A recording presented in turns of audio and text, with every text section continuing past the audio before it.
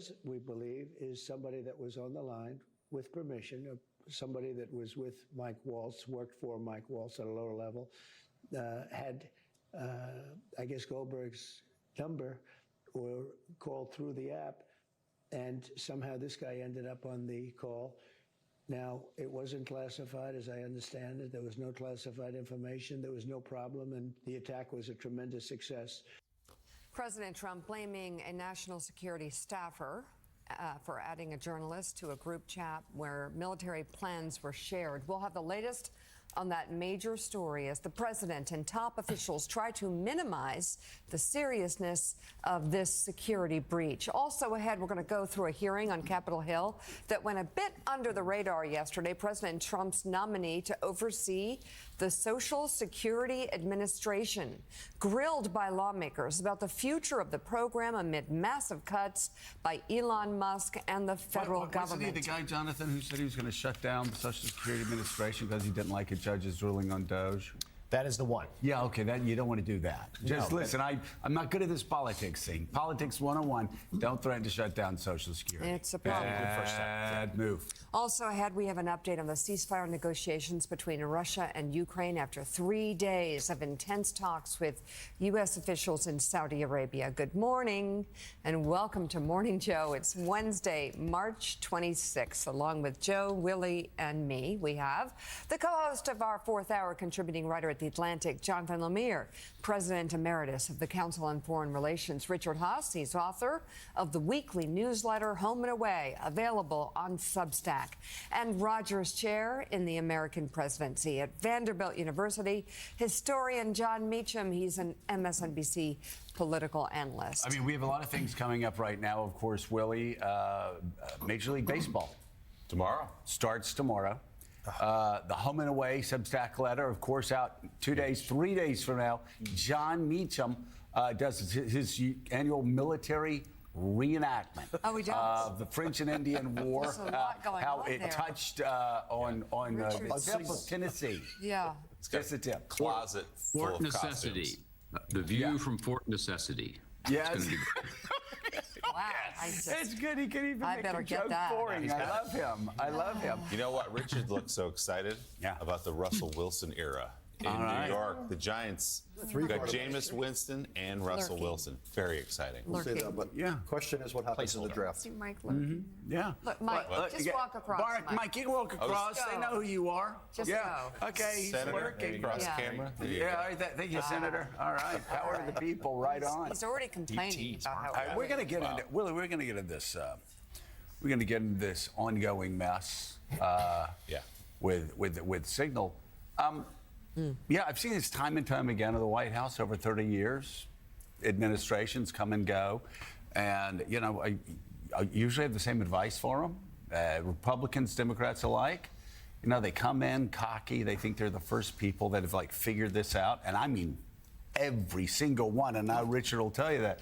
And every time I say, do you not think the last administration, I remember telling somebody in the Obama administration, do you not think the Bush administration, when they walked through those gates the first time, thought that they were like masters of the universe? It's like, head down, do your job, serve your country, you'll be fine. But if that's the goal. Yeah, but it's just, again, and I'm not comparing the Trump administration to any past administration. I'm just saying there's just a degree of arrogance in this administration, top to bottom. You see in a lot of administrations, maybe not to this level. When something like this happens, you go, yeah, we effed up. Yeah. We you know what? We screwed up. We shouldn't have done it on Signal. It was a mistake. We're not going to do it again. Lessons learned. They just can't do it.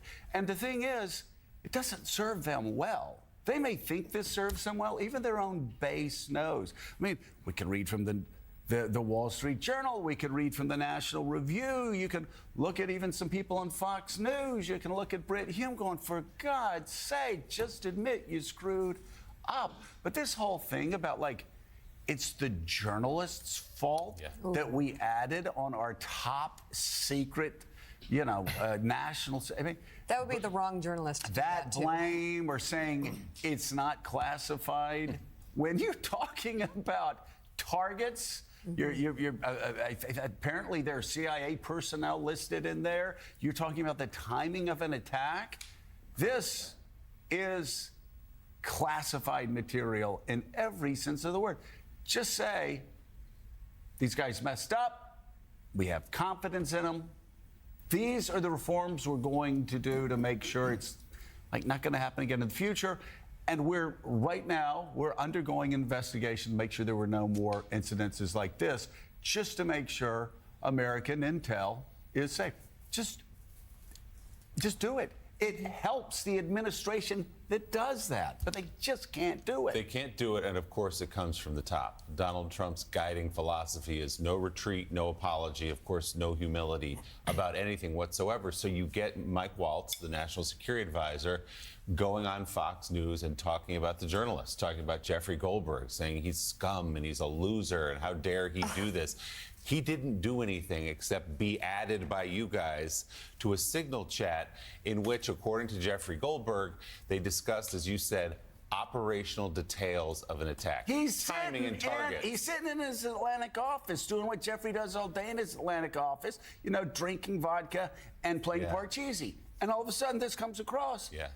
I don't know where the Parcheesi comes from, but you'll explain that later. He gets sloppy when he plays. He's pretty good. Is he pretty good? Yeah, pretty good at Parcheesi. Even after a couple of stiff drinks. Yeah, the guy. No, but seriously, he's sitting there, he's doing nothing, and they add him. And they're calling him scum? Okay.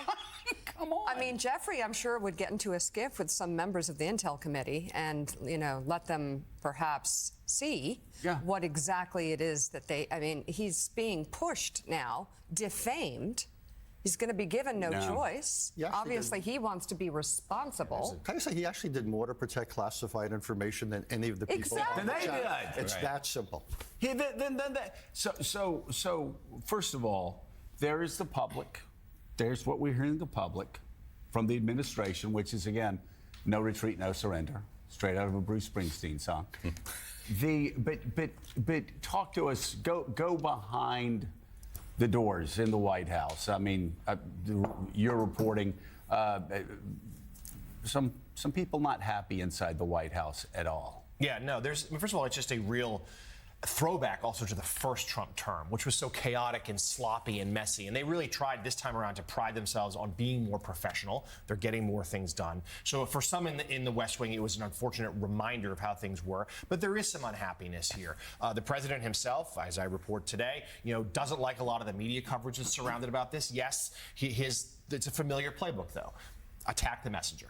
Go after the Jeffrey Goldberg. Go after the reporter, the outlet. He called Jeffrey a sleazebag yesterday, repeatedly, in a White House meeting. Well, but by the way, there's history there. That goes back to Jeffrey reporting from people who work for Donald Trump about what he said about suckers and losers. Yeah, and so that's there's deeply personal for him, right. Which of course doesn't explain why he's attacking the messenger, the guy who actually protected national security secrets better than his own national security team. Yeah, there's long-held animosity there from Trump to Jeffrey. But this is something where he has expressed some unhappiness. He has told people he wants to see how this plays out next few days. But his instinct is to support Waltz. And as you say, to never apologize, to always just attack. But there's also a bit of a dare here. We heard this from the press secretary yesterday, others in the administration, over and over saying there's nothing classified, there's nothing untoward about this text. Well, what that's doing is, to Richard's point, Jeffrey to this point has withheld a lot of this information, saying, look, this could compromise individuals. This is classified. This isn't our place to put out in the public. Well, either you could, A, go public with it because you've just been told it's not classified, so you can do that, or B, cooperate with members of Congress and show them what's in the material. Again, what's so crazy is Jeffrey is being responsible about the classified information he has. Even when they're saying it's not classified, they know it's classified. Yes. Jeffrey knows it's classified. So Jeffrey's not going to release it. It is interesting, isn't it? I heard Ali talking about this at the end of Way Too Early, that it was the National Security Advisor whose staffer allegedly accidentally put this on this number on. And yet it does seem to be Pete Hegseth who's getting more of the blowback on this? I don't hear a lot of people going after Waltz, saying, "Oh, Waltz must be fired."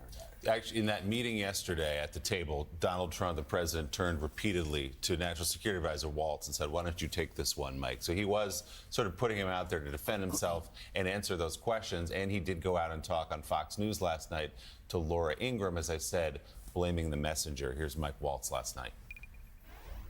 Embarrassing, yes. We're going to get to the bottom of it. I just talked to Elon on the way here. We've got the best technical minds looking at how this happened. But I can tell you for 100%, I don't know this guy. I know him by his horrible reputation, and he really is the bottom scum of journalists. And I know him in the sense that he hates the president, but I don't text him. He wasn't on my phone, and we're going to figure out how this happened. So you don't know what staffer is responsible for this right now? Well, look, a staffer wasn't responsible, and look, I take full responsibility. I built the group. My job is to make sure everything's coordinated. But how did the number? I mean, I don't mean to be pedantic here, but how did the number? Have you ever had somebody's contact that shows their name, and then you have somebody else's number there? I never make those mistakes. Right? You got somebody else's number on someone else's contact. So of course I didn't see this loser in the group. It looked like someone else. Now whether he did it deliberately or it happened in some other technical mean is something we're trying to figure out. So your staffer did not put his contact information. No, but how did it end up in your that's phone? What we're trying to figure out. Okay, but that's a pretty big problem. That is what we've got the best technical minds, right? That's disturbing. And that's where, I mean, I'm sure everybody out there has had a contact where it was said one person and then a different phone number. But you've never talked to him before, so how's the number on your phone? I mean, I'm not an expert in any of this, but it's just curious. How's the number on your phone? Well, if you have somebody else's contact and then somehow it gets someone sucked sent in, you that it gets contact. sucked in. Was there someone else supposed to be on the chat that wasn't on the chat that you thought was on the chat? So the person that I thought was on there was never on there. It was this Who guy. was that? What person? Well, I'm not. Look, okay. Laura, I take responsibility. I built the group. Okay. So but look, that's the part that we have to figure out. I mean, there's so much wrong there. Where really. to begin? I mean, first of all, feeling the need to call a guy a scum and bottom feeder and all this other stuff. Office at every single number and say, okay, who do we have on here? I mean, I do that. Like I said, we're just a cable news show. But if I get a list of numbers, I'm like, all right, who's on here? Yeah. Identify yourself. This is basic stuff, even when American lives aren't on the line. But again, that attitude, you know what would have been great? You know what Americans would have loved? You know what Fox News viewers would have loved? You know what everybody would have loved? We made a mistake. Yep. Won't happen again. We have used Signal because we were told that Signal was secure. Now we understand it's not secure. And we're not going to use it again. Made a mistake. It'll never happen again. People actually, I can say this as a former politician, people love that. I screwed up. I don't know. I messed up. But I tell you what, it'll never happen again. That's not the strategy. When Donald Trump is the boss, you learn from the master. And he's telling you, attack the source, attack the source. We've built this distrust in the media. Go after Jeffrey Goldberg, make it his fault. So there are two things here. Number one, Richard, with your experience, talking about classified information on Signal, you could make the case. Sometimes we get together and talk about unclassified things on Signal. It's encrypted, but we would never talk about classified. We screwed up here. And is there any doubt in your mind, based on what Jeffrey Goldberg has described he saw with his eyes and actually has, but has not made public, that talking about the operational details, timing, and targets of a military attack is somehow not classified? Not only is it classified, it's highly classified. Parts of it were probably compartmented as well. So that's not even an issue. And to deny that it was classified is preposterous. That's unsustainable. Bigger issue is, why did this take place on Signal? See, God invented something called the Situation Room. And the Situation Room is a secure facility in the basement of the White House where you have meetings. It's an old-fashioned word. And the idea is you have serious conversations around the table, because that's when you discuss big national security. If you're talking about military attacks halfway around the world. 100%. Should you do it? How do you do it? What's the likely responses of the Houthis? What would be the response of the Iranians? Who do you have to tell in advance? How do you coordinate with the Israelis? Do you give heads ups to others and so forth? Yeah. And people like Vance, the vice president, who had doubts about the wisdom of doing it now, that's when you have that conversation. You don't do it in a group chat with emojis, for God's sakes. This is serious stuff. So the most important thing these guys could do is not just get off signal. They could run a serious national security process where you have meetings with agendas. You think about who needs to be in. Why was the Secretary of the Treasury in the room? Yeah. Why was someone like Steve Witkoff in the room from Moscow? It's not just security questions. There's the question of how do you run a serious policy process? From Moscow. The whole thing was wrong. Can I say one other thing? What also came through the content, the loathing of this administration for anything European. Yeah. It is a pathology. It is. It goes way beyond anything. And it just shows that has been the largest pool of allies and partners this country has had for 80 years to help us, not just in Europe, but around the world. And the loathing for them is quite stunning. You know, it is really stunning, again, when you look at our military might, you look at combined with Europe, you look at our financial might. I've said it time and again, $26 trillion GDP. Europe, $26 trillion GDP. You put those two together, we completely dominate the world. And yet we're dividing for a country in Russia that has a $1.4 trillion GDP, smaller than the size of Texas. John Heilman, you have a theory on why Pete Hegseth may be more of a target than Tulsi Gabbard and Ratcliffe. Tell us about it. Less of one. Well, I think that you could see yesterday. There was a lot of very heated exchanges that went on in that Intel Committee hearing. But one of the things that came through was that both Ratcliffe and Tulsi Gabbard testified after some angling around here that they said that there was no classified intelligence material included in this Signal chat. What that leaves out is the question of whether there was classified defense material. And I think this is what Richard's talking about. This gets to the war plan thing, right? And that's sort of why I think a lot of people are looking at Hegseth, because the suggestion here is that although Waltz may have made a mistake by putting Jeff Goldberg on the group chat, again, the implication here is that the person who may have put classified material into that chat is Pete Hegseth by sharing the operational plans of the attack on the Houthis, on the Houthis in Yemen. So I think you're starting to get this picture from a lot of senior intelligence officials in the Trump administration who are all kind of quietly or not so quietly pointing in Pete Hegseth's direction. And Joe, I'll just say, there's no one I know who worried more about Pete Hegseth's lack of basic competence and qualifications for this job. If it turns out that he did in fact put classified material on this Signal group chat, it would be the first time that America potentially has paid a price for that lack of experience and lack of competence. Well, I mean, there's been a lot of sloppiness there. I mean, again, there's been negotiating against ourselves with several things that he said publicly. And Miki, you'll remember time and again when we were going over Pete Hegseth and the possibility of him being there at DOD, what we repeatedly said was, it's not in our troops' best interest. Right. It's not in America's best interest, but also said time and again, it's not in Donald Trump's best interest. It's not in Donald Trump's best interest because he doesn't have the experience to do this. He's going to bumble around. He's going to make mistakes. This was a very vivid, this was the sort of thing that I was concerned about and a lot of people were concerned about. I mean, imagine, because you can't imagine. Imagine Bob Gates doing this. Oh, my God. Imagine, because you can't imagine Leon Panetta doing this. You just can't, you cannot imagine it.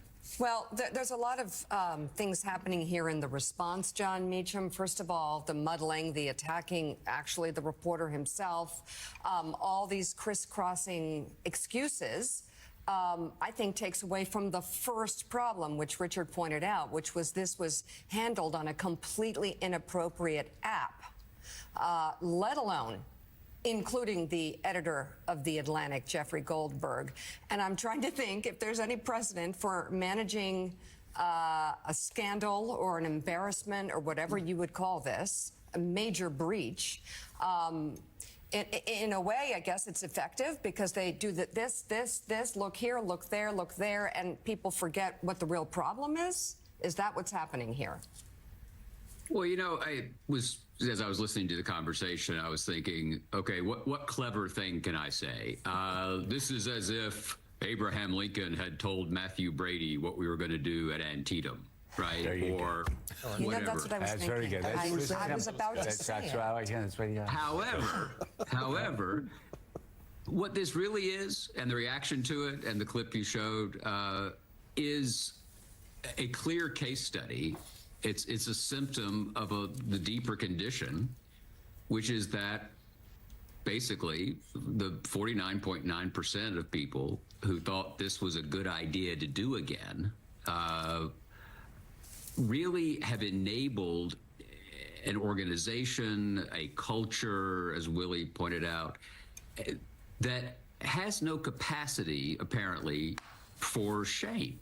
And if you have no capacity for shame, then you don't have any incentive to learn, to go to what Joe was saying. For them, it's a genuine autocracy. And what matters to them is that they are right and they are powerful. And I would love to think that this is somehow going to shift a dynamic. I fear it won't. And here's one further sign of what President Trump has done to the political culture. Within 60 seconds of reading Jeffrey's remarkable essay, I started thinking, this is how they're going to attack him. And I was 90% right in my head. I didn't think of the thing about somehow your number isn't your number, but I was thinking, oh, here's what they'll say. They'll say he should have identified himself immediately.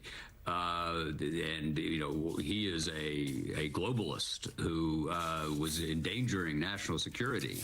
And it just shifted around. And what worried me about myself, since we're going to have a little therapy this morning, is instead of focusing on whether this could have cost American lives in a military operation, I was already thinking about the tactics that were going to be used to make everybody move on. And I just think this is what we've chosen to do, what a dispositive plurality of Americans chose to do. And the most important thing we can do, it seems to me, is we can choose not to. And it begins with everyone who wakes up this morning and thinks about, if you had a son or a daughter in the United States military and they were part of a projected force around the world and their safety was in question, their lives were endangered by processes that are, as Richard was saying, you can't even, to call them woefully inadequate is an insult to everything that's woefully inadequate. I would be deeply, deeply outraged. And I suspect that those folks won't particularly be. But the hope we have here is that enough of us say, it's not what we need. Not what we want. And that's the one we know about. Well, the thing is, and it is what we know about.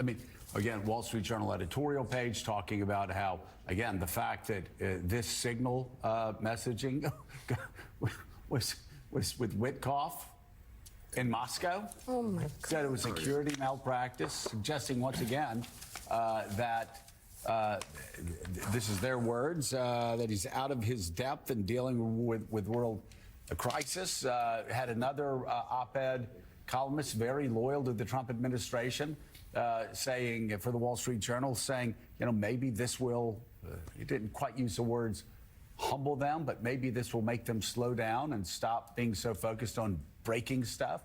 The National Review coming in, again, demanding accountability for this.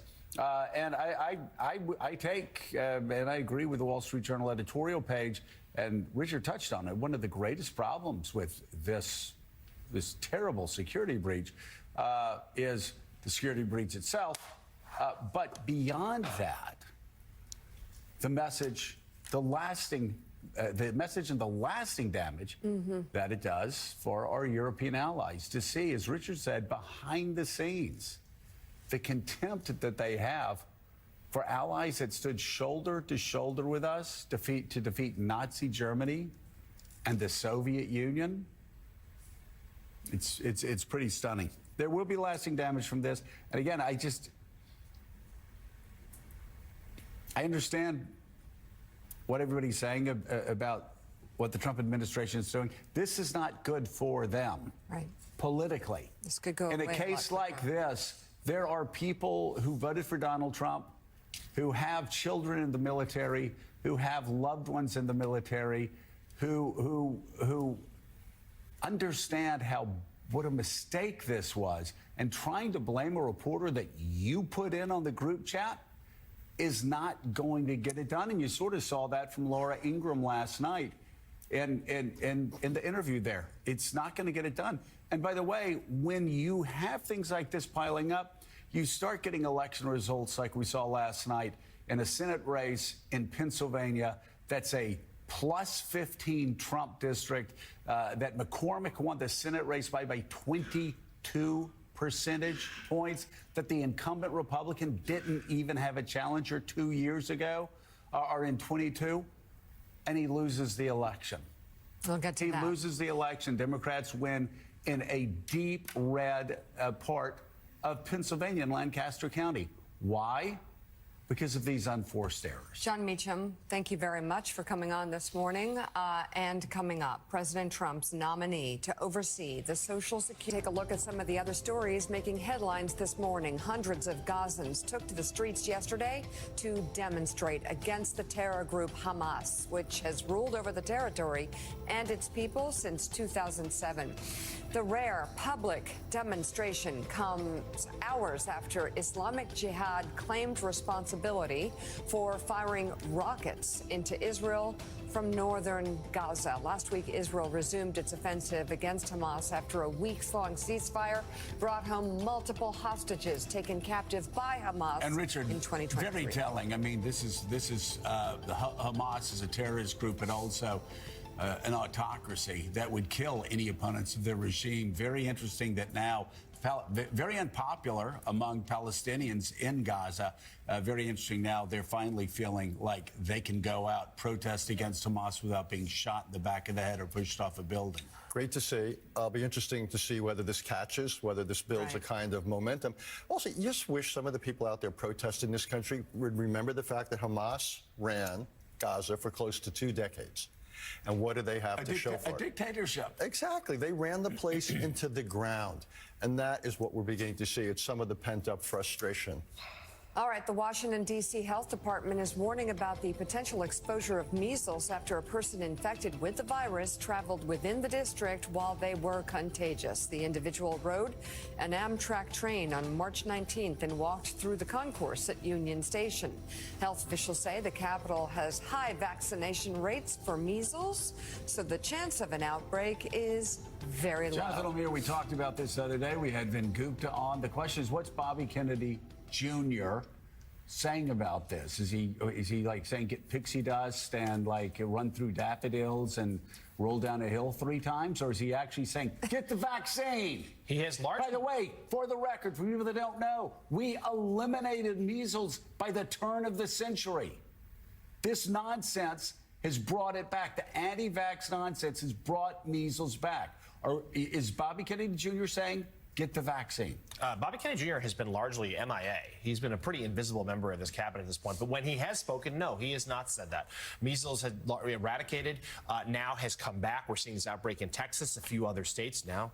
Looks like at least one case in Washington, D.C. And Kennedy has supported these alternative theories with no science behind them. Yeah. And he, for years, of course, has been so skeptical of vaccinations, and that theory has taken hold in so many on the right. We're seeing those vaccination rates drop. Infections rise. He talks about nutrition, live a good life, get outside, eat well, and you won't get measles. Also, by the way, the Washington Post has new reporting this morning that the federal government is putting in charge now. They've deputized someone to look at, again, the connection between autism and vaccines, which has long been disproved over decades of medical science. That comes from the Good top. use For of Bobby time. Kennedy, a skeptic. Okay, and one more news story here. YouTube took the #1 spot last month when it comes to where most people are watching TV. The service accounted for 11.6% of all TV use in the country. That's an all-time high for YouTube, and the second time it has topped the list of distributors. Is Hyland still with us? And Barnacle's here. Hyland, you remember, of course, the extraordinarily famous line in Time magazine, "I've seen the future of rock and roll," and it is Bruce Springsteen. I think we can say that about YouTube and media. I mean, YouTube and media just continues to explode, and the numbers people are getting are off the charts. Off the charts, Joe. And, there's this, the unraveling of the old world of media has been, a striking thing over the last 20 years. And the question has kind of been what's going to rise up in its place, because obviously there are still lots of people consuming a lot of media and consuming a lot of video. And these numbers that YouTube continues to generate on behalf of small organizations and the individual creator economy, it's got a kind of parallel in the Substack world in terms of print, in terms of text. It's an astonishing thing. It's obviously, giving people access to all the world's video clips was a big first step, but it turns out that YouTube has a second and even bigger life potentially as a platform as a viable economic platform for a new structure for the business. For live events, and you're certainly seeing some crazy numbers out of London. Piers Morgan is actually using this, and I think he's leaving traditional television. He's doing these YouTube events where he'll have like Douglas Murray and Mehdi Hassan debate Middle East issues, and they will just go at it, and the numbers are driving up there. I will say something else though that's actually moved me. I say I'm not on social media, but X, Threads, a lot of these things, just so angry. It's like I'm just not going to even wade into it. Sometimes even Instagram, show a picture of a baby. He goes, "Oh yeah, well, how did you vote in 1972? It's your," it's like, okay, whatever. That's one of the great things, and I think YouTube is benefiting from just the rage and the anger on so many other social media platforms. Come on, man. I want to look at some video. Especially X. I mean, I have the account, but I don't use it anymore. Instagram's much better. I advise you not to read the comments. That's always good advice. Sure. But as you know very well, I have a 15-year-old and a 17-year-old. My son just watches YouTube. I mean, I honestly don't think my children know where the clicker for the cable is, because their instinct is they just go on and they go to whatever the streaming service of choice is. If we're watching the NCAA tournament, you find CBS and TBS and all those. We don't talk sports. I'll say something else we don't talk about that much also is like Reddit. We don't talk about it much here, but Instagram and Reddit, we'll be watching a game and I'll be getting there'll be a 15 and out pass route. And, Jack was saying, they say that. I'm going, where are you getting this? And it's Reddit, and it's just, that's pretty fascinating social media platform. But again, away from just the absolute hatred of some of the other social media platforms. You know who's absolutely fascinated about all of this, and is just so on top of it all? Who's that? Mike Barnacle. Space Age Whiz Kid. Actually, I am. I know a couple of younger people who are very well versed in social media. And what do they tell you? They claim that in the snap of a finger, a lot of TV programs that we're used to watching on things like MSNBC, CBS, whatever, it's all going to be on YouTube. It's all going to be on YouTube, to your point, Willie. The Barnacle boys are right.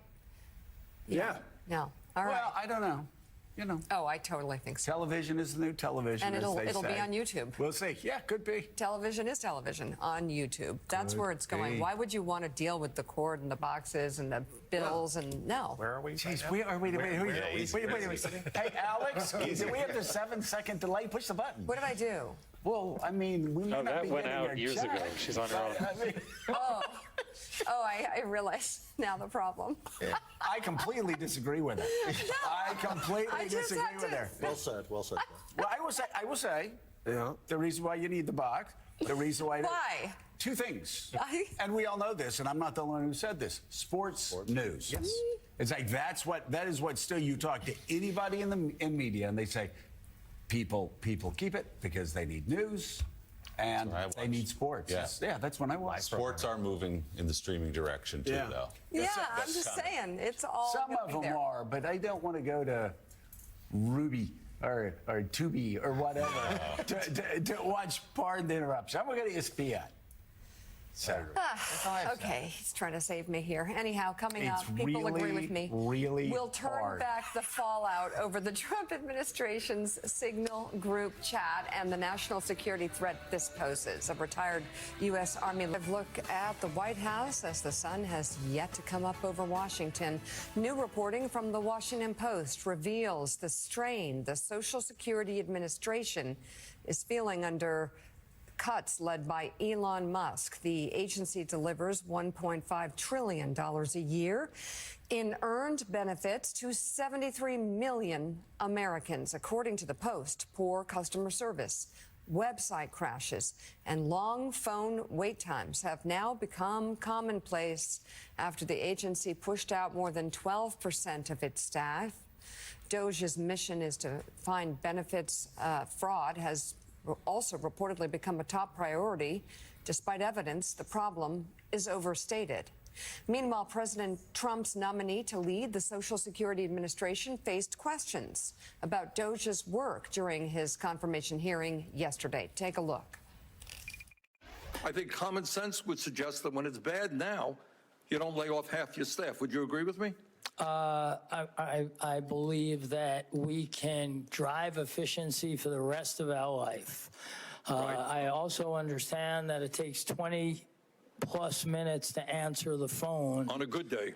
Right. Well, that's the average published, right? It's not how I would report the numbers because I think... All right, but all that I'm asking, when you have a system that is not working now, do you think it's a great idea to lay off half of the employees? I don't know if... do I think it's a great idea to lay off half of the employees when a system doesn't work? I think the answer is probably no. Do you believe that Social Security is a Ponzi scheme? I believe it's a promise to pay. It's an 89-year institution so far. It will continue. Yes or no, do you think it's a Ponzi scheme? It's a promise to pay. If you are confirmed in this job, will you commit to reversing these cuts so that seniors get the money that the law says they are entitled to? What I will commit to is that I will run the agency and I will be in charge of the agency and I will look at every item you want me to look at. That's not what I'm asking you. I'm asking you just answered the previous questions by saying you would follow the law. Yes. The law is to deliver the benefits that people are legally entitled to. If you don't have the staff, if you don't answer the phones, if you don't fix the mistakes, people don't get what they're legally entitled to. So I want to know, are you willing to commit right now that you will put enough people back to work so they can do the job of delivering the benefits that Americans earned? I will commit, yes or no? I will commit to have the right staffing to get the job done. To get the job done, meaning delivering the benefits people are entitled to? Yes. I'm going to hold you to that. So, John Heilman, there's so much I don't understand here.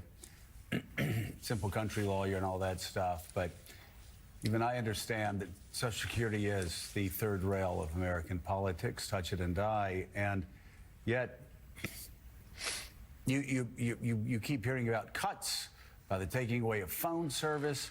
I'm already hearing complaints from people who are having trouble with Social Security on a personal level. Not being able to get through to anybody. They're talking about shutting down centers. I mean, you've got, you know, the billionaire head of the Commerce Department saying that any senior that doesn't get their Social Security checks are fraudsters. Basically, just suck it up like his mother does. He's a billionaire, so. And then you've got Elon Musk, the richest man in the world, calling it a Ponzi scheme while they're talking about slashing Social Security Administration. Again, this makes no political sense. What's going on? Well, Joe, the same question, I would say, could have been asked and was asked back at the beginning of George W. Bush's second term, when a lot of people in 2005 said that, hey, talking about partial privatization of Social Security is going to backfire on your administration. And yet a bunch of smart people in the Bush administration decided to go forward with that. And that was, as you will recall, the beginning of the unraveling of George W. Bush's second term of his presidency. Really, it is nuts to think that, to not understand the political equities in play here. But I do think that of all the things that you just rattled off there, the central thing is and I will say, Donald Trump, one thing that has been consistent with Donald Trump from the time he entered political life has always been seemingly to understand this. He's consistently always said, never touch Social Security, never going to go there, never, never, never, never, never. Only now, the guy who he's vested so much power in, Elon Musk, has sort of given the game away. And by saying the things he's said, not just, most flagrantly when he called it a Ponzi scheme, but all of his discussion of it seems to be exhibited total ignorance about what the program means to people, what its history has been, and how politically freighted it is to try to tinker with it or mess with it or even miss a single, you're talking about these micro examples of making it harder for someone to get their check, someone missing an individual check. These are the kinds of things that bring down political careers, and I think it's just one of the most glaring signs of how politically ill-adept Elon Musk is. He does not seem to have been chastised at all by the experience so far. So I think we have to wonder what the long-term game here is, and if it is to try to undermine the system in the way that rhetorically Trump has done in that speech to Congress and so on, that could be pointing the direction towards real political disaster for Donald Trump's second term in office. Like 1 in 5 Americans get Social Security. 20% of people living in this country get Social Security. A lot of people believe this man we saw yesterday, who was a CEO of Pfizer, a financial services company, is seeking in some manner to privatize Social Security, a goal of some people in this country for a long time. But this gets at a philosophical debate, which is that this administration believes bringing in people from the private sector, Elon Musk, the most prominent of them, who know how to shake things up, who know how to trim fat, who know how to streamline and make more efficient these programs, coming in and applying to a small-ish company, not a small company, but relative to the size of the federal government, a company, and see what they can do with Social Security, what they can do with USAID. You can go down the list. Willie, I can guarantee you that Elon Musk has absolutely 0 sense of what a Social Security check for $375 means to an elderly couple living largely off of Social Security. None. 0. And the other aspect of Elon Musk involved in this is he's fooling around with Social Security. Bernie Sanders introduced this segment. He comes from a rural state. He's been there forever. He knows more about that state and the people in that state than I think most United States senators know about the people they represent. And he knows that when they close a Social Security office in Burlington, Vermont, or whatever, you're going to get, 2 old people in a car driving, 60 miles another hour to find another Social Security office that might be open. Phones, forget it. You can't get anybody in the phone. This is an item that is going to hemorrhage in terms of Trump's weakness. It's going to hemorrhage. Yeah, this... Richard? Let's make another point. People in business live in a world where if you get one big thing right, it can offset getting 9 smaller things wrong, and you still have a net profit. Government works the opposite way. You can get most things right, but if you get certain things wrong, it can come back to really bite you and hound you. Say the phone system at Social Security. So the people who would basically trying to shake up Social Security to increase its efficiency, in the process, they're going to make massive mistakes, and the political system has no tolerance for those. This will not work. Yeah, Richard Haas, John Hellman. Veterans benefits. Absolutely. Very different culture. VA, yeah. People depend on it. Thank you both very much for being on this morning, and still ahead on Morning Joe. There was no classified material that was shared in that So then if there was no classified material, share it with the committee. You can't have it both ways. These are important jobs. This is our national security. Was there any mention, Ms. Gabbard, of a weapon or weapons system? I don't recall specific weapons systems being named. Democratic Senators Mark Kelly and Mark Warner with tough questions yesterday. Actually, not so tough. For Intel chiefs Tulsi Gabbard and John Radcliffe. Both senators will be our guests this morning. We'll also speak with House Minority Leader Hakeem Jeffries and Ranking Member of the House Intel Committee, Congressman Jim Himes. Morning Joe. We'll be right back.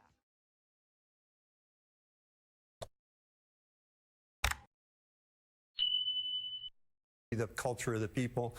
They are a wonderful culture, and what we're giving to them is, unfortunately, a knife in the back right now, in my view. Yeah, I'd like you to talk about just what has been gained strategically by the United States over the past 3 years, because there's such contempt with some of this administration for Ukraine, such contempt for this war that has been fought over the past 3 years, where, first of all, no Americans died. Secondly, a lot of Americans have gotten jobs because of this.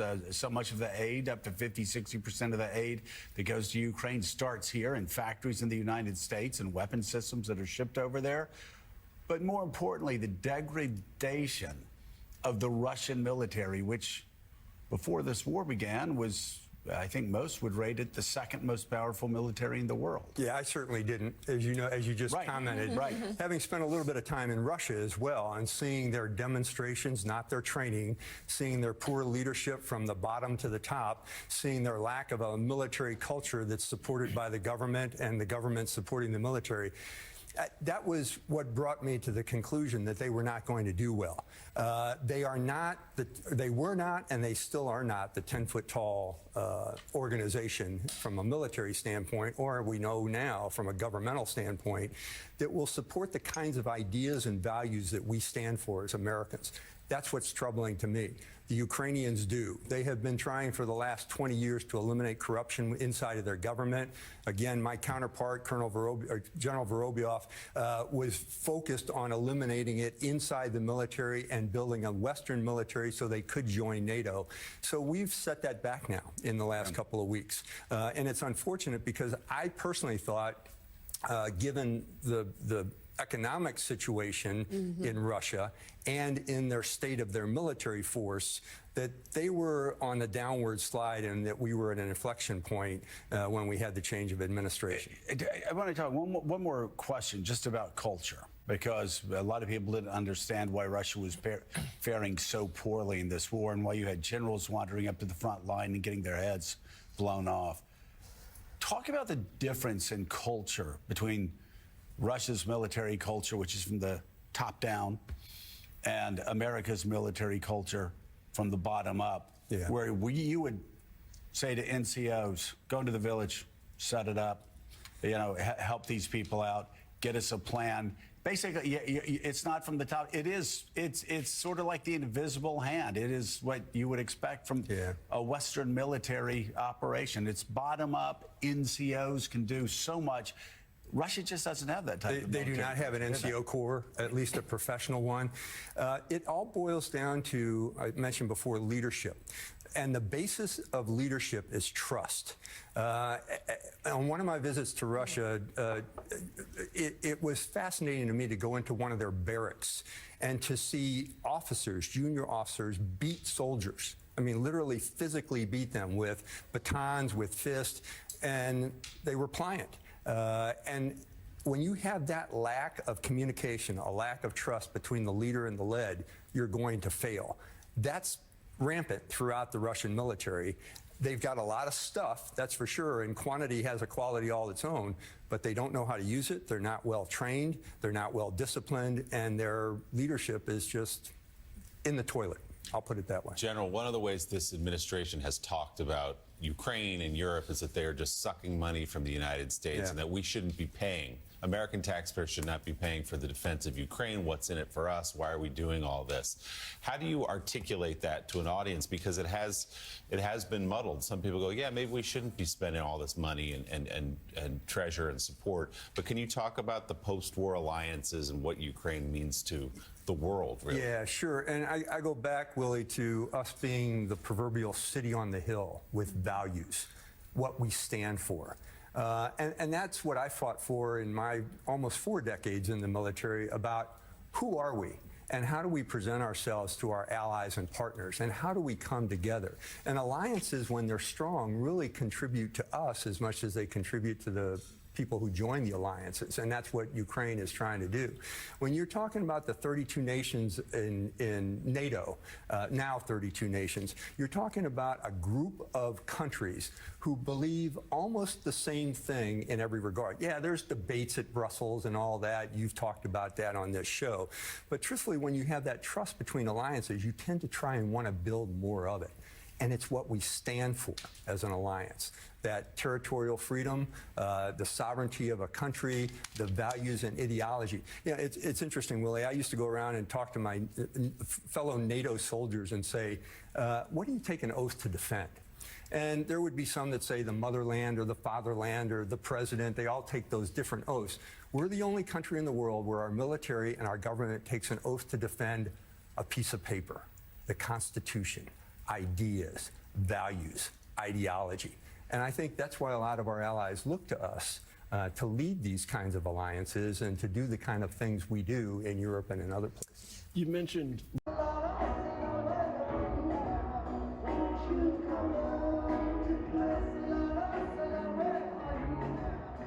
50,000 Palestinians have died since the start of the war. The stunning video captured a strike on a building in Gaza City, people fleeing for safety. Meanwhile, Israeli Prime Minister Benjamin Netanyahu says he spoke with U.S. Secretary Marco Rubio. Here's ABC's Matt Rivers in Tel Aviv tonight. As the IDF expands its attacks in Gaza, and any talks of a renewed ceasefire between Israel and Hamas have stalled, tonight health officials say the death toll in Gaza now topping 50,000 since the war began. Nearly 700 people killed since Tuesday alone, says the Gaza Health Ministry. Hundreds more injured and aid still not getting in. The threat of a hunger crisis still growing. And like so many times before, thousands of Palestinians on the move once again. The IDF putting out multiple new evacuation orders, moving civilians, they say, in order to target pockets of Hamas fighters.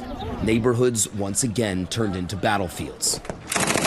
The IDF saying they'll continue to seize more areas in Gaza until Hamas releases the remaining several dozen hostages.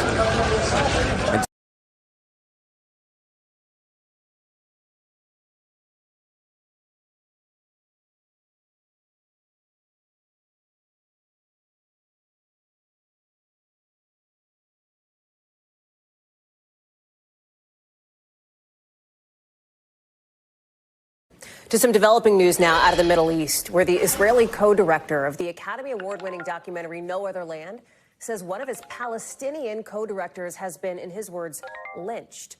In a post in just the last hour, Yuval Abraham says his co-director, Hamdan, Ballal, in the largest anti-Hamas protest there since the start of the war with Israel, demanding that the group step down from power. It comes a day after Islamic Jihad launched rockets from northern Gaza, which prompted Israel to order the evacuation of large parts of the city of Beit Lahia. Let's speak to our correspondent, Emir Nader, who joins us from Jerusalem. Who's behind these protests, Emir?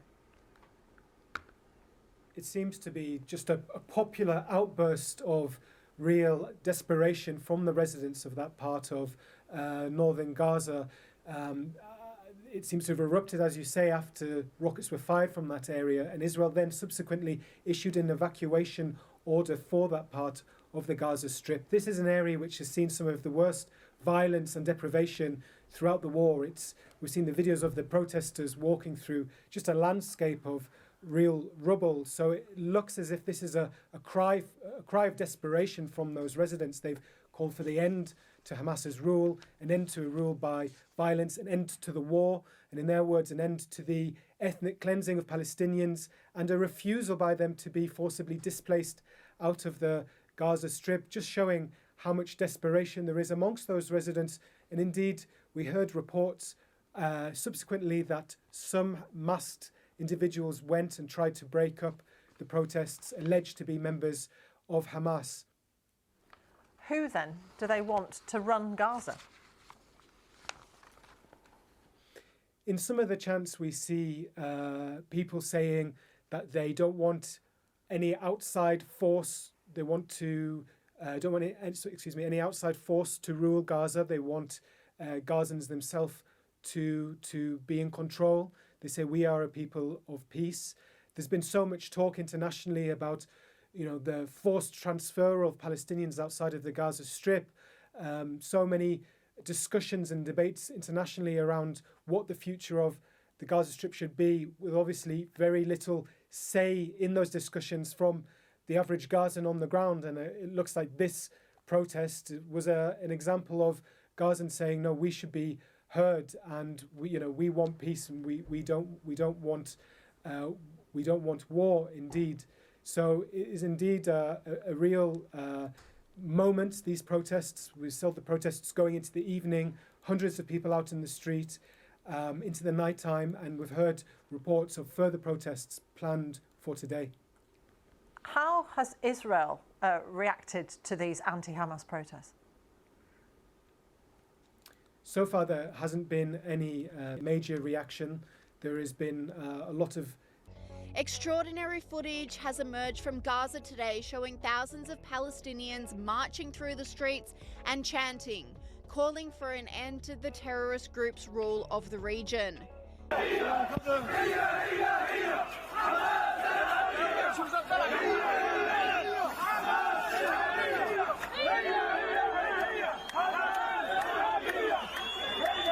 Palestinian civilians have finally realized the evil of Hamas, shouting Hamas are terrorists down the streets.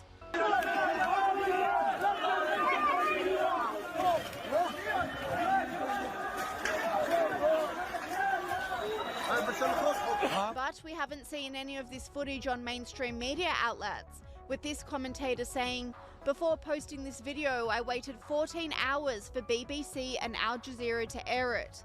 They refused. Why? Because it shows Gazans furious at Hamas terrorists using their hospitals as shields, chanting loud and clear, Hamas are terrorists. Yes, that supports Trump's plan to crush the Muslim Brotherhood forces in Gaza.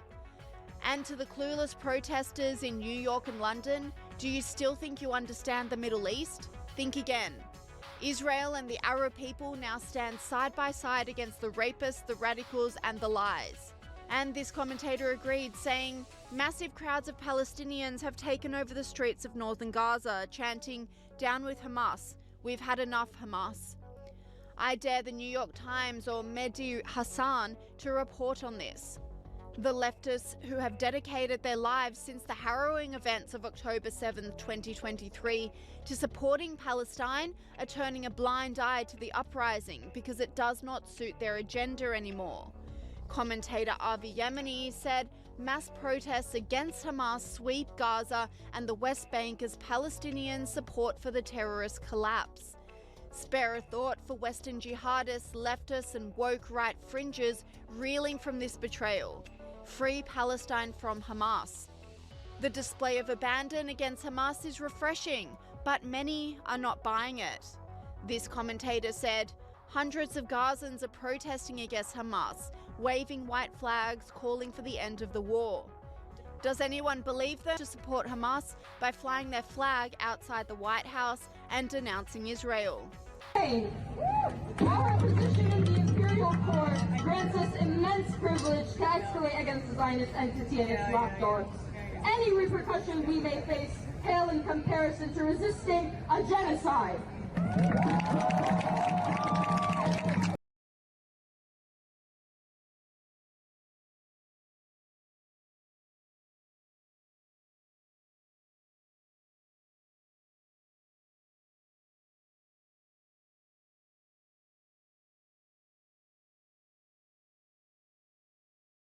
Hospital in Gaza last night as the death toll in the besieged enclave surpassed 50,000 people since October 2023. انضرب صاروخ مباشر على الدور الثاني من مبنى الياسين مبنى الطوارئ.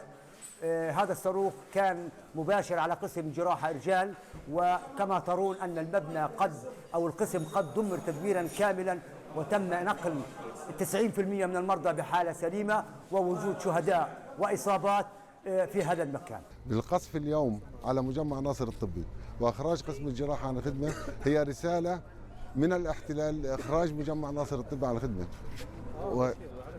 وأستطيع القول أن مجمع ناصر الطبي هو أحد المستشفيات أو أكبر مستشفى حاليا عامل في قطاع غزة. قد تم إعادة تشغيل مجمع ناصر الطبي في مايو من العام السابق بعد خروجه عن الخدمة، بعد مرور ما يقارب أو أكثر من 500 يوم على العدوان على قطاع غزة، حيث وصل عدد الشهداء في داخل قطاع غزة إلى أكثر من 50,000 شهيد، بالإضافة إلى ما يفوق 100,000 مصاب ممن وصلوا إلى مستشفيات القطاع.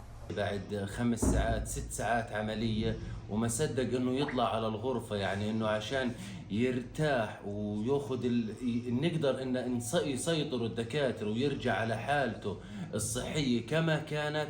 فجأة ما بنستأمن واحنا قاعدين بأمان الله يعني وفيش ولا أي حاجة، نفطن إنه هالصاروخ النازل علينا. رجعت الضباب والظلمة والغبرة والإحجار والإقزاز في قروسنا والتخبيط، إن وصلت لدرجة إن إحنا مش شايفين المريض وين. نص ساعة طلع من العملية إنه رجعت ساءت حالته مرق على العناية لا نفس، ورجع جرحه نزف، ورجع الدم سال وساءت حالته وتبهدلنا. ويعني قسم جراحة يعني مستشفى تنخبط. الرحمة مش بس في المرافقين، الرحمة أقل شيء رحمة في المريض المتواجد معانا، في المرضى المتواجدين في الغرفة. Had I guess Goldberg's number or called through the app, and somehow this guy ended up on the call. Now, it wasn't classified, as I understand it. There was no classified information. There was no problem, and the attack was a tremendous success. President Trump blaming a national security staffer for adding a journalist to a group chat where military plans were shared. We'll have the latest on that major story as the president and top officials try to minimize the seriousness of this security breach. Also ahead, we're going to go through a hearing on Capitol Hill that went a bit under the radar yesterday. President Trump's nominee to oversee the Social Security Administration grilled by lawmakers about the future of the program amid massive cuts by Elon Musk and the federal government. Wasn't he the guy, Jonathan, who said he was going to shut down the Social Security Administration because he didn't like a judge's ruling on Doge? That is the one. Yeah, okay, then you don't want to do that. Just listen, I'm not good at this politics thing. Politics 101, don't threaten to shut down Social Security. It's a problem. Bad move. Good morning and welcome to Morning Joe. It's Wednesday, March 26th. Along with Joe, Willie, and me, we have the co-host of our fourth hour, contributing writer at The Atlantic, Jonathan Lemire, President Emeritus of the Council on Foreign Relations, Richard Haas. He's author of the weekly newsletter Home and Away, available on Substack.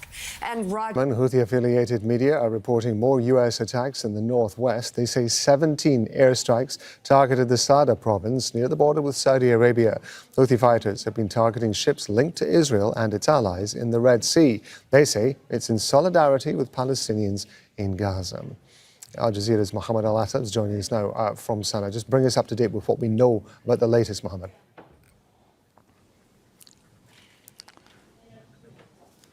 Yes, U.S. airstrikes continue in Yemen as Ansarullah retaliates amid escalating conflict. In the early hours of today, U.S. warplanes launched a series of airstrikes targeting various areas in northern Yemen, indicating that at least 17 airstrikes have been conducted, according to media affiliated with Ansarullah.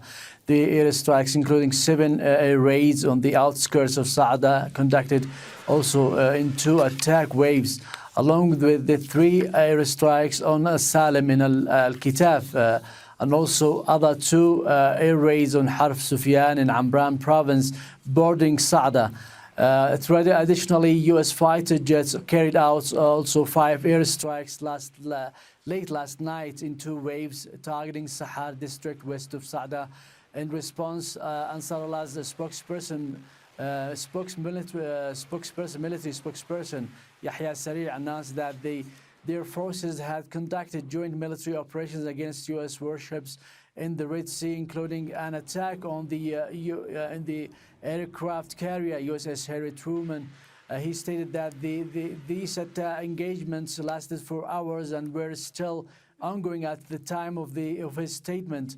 Amid these attacks, Ansarullah also reaffirmed its commitment to supporting Israel, stating that its drone also it has launched a drone attack on Tel Aviv, achieving its direct attack, according to Saria, and emphasized that their armed forces will remain determined to continue also their embargo on the Israeli ships in the declared maritime zones, and also to strike Israeli territories until Tel Aviv left its siege and also end its aggression on Gaza. Mohammed, it wasn't that long ago that you and our teams were reporting extensively on the crisis that was hitting Yemen during the conflict there just many months ago. At the same time, of course, that led to a humanitarian crisis, what the country is still going through. How are people in Yemen feeling about this latest round of hostilities?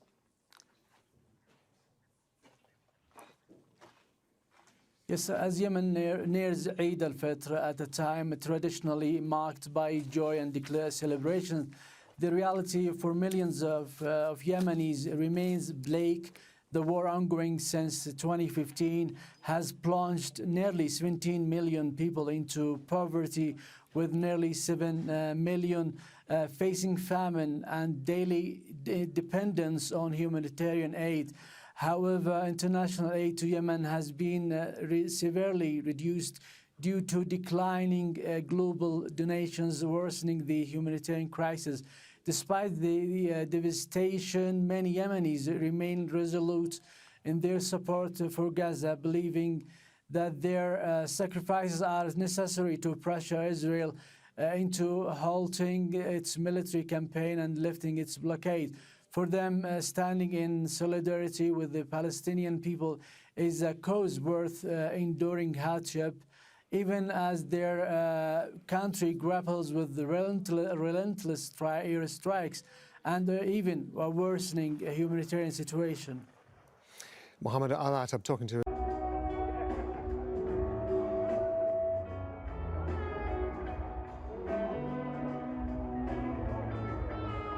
States are coming back. Some of them left us from the rest of the world treats us, and what balance and what fair trade finally is going to be is going to take care of America. It's going to launch the External Revenue Service to start to build the power and prestige of America back, and I'm honored to be helping you on that course. It's an interesting term, right? America has changed because we're putting Americans first. So we've also, the Coast Guard has done phenomenal work. I don't know if you all have reported on it, but we have broken historic records in the amount of drug interdictions that they have brought in. We've repositioned the fleet to go after the fentanyl crisis and to go after the southern border and securing it, and they've done amazing work as far as that. We were down in Florida. They brought in $500 million worth of cocaine that they had done in 14 interdictions and had 237%. 237% in those 4 years, and yet it wasn't covered in the press at all. No one talked about the price of eggs in the summer of last year, for example, from the media. So of course the president wins and he is inaugurated, and the next day everyone is yelping about why the price of eggs are so high. So it was certainly one of many, many issues we took on under the 4 years of Joe Biden. We had the cost of input go up 30% for all of our agriculture products. At the same time, the trade deficit increased $49 billion. So it was zero. To patch it up and, you know, make it work, but it doesn't work. And my pilot says they use different systems. They don't want to use our system. It's so obsolete. And it's an obsolete, horrible thing that happened with respect to it. And we were going to, I said, day one, if this happens, if we are successful, we're going to have to get a brand new, modern, top-of-the-line air traffic system. And I think I can say that I've been working a little bit with Sean on it, but Sean's been working hard on it, and with his new person at FDA. How the process has evolved, and everyone appreciates some of the insight and technical support that we've gotten to make this government more efficient, to make it more responsive to the American people. And so, again, when you have a new system like this, you'll get some bumps. But things are rolling out. The last 3 weeks have been much, much better as our teams have integrated and we're working to deliver for the American people. Again, we just got here from a group, and this takes a long time to develop, from a group of people that truly didn't know what they were doing. And you see that with not only costs, you see that with all of these fake contracts that have been given out. So we inherited a bad situation, but I think we're going to have an economy that booms. I think when big trouble, so they better cut it out. But Elon's a patriot. We want to thank you very much for the job you're doing. Thank you very much.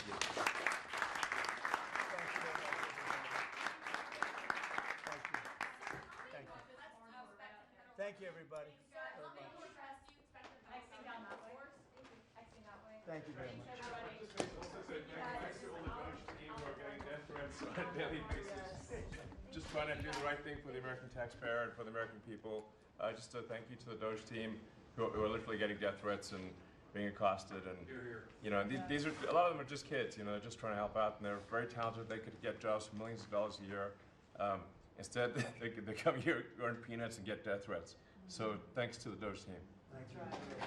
Yeah, I watched you. Okay.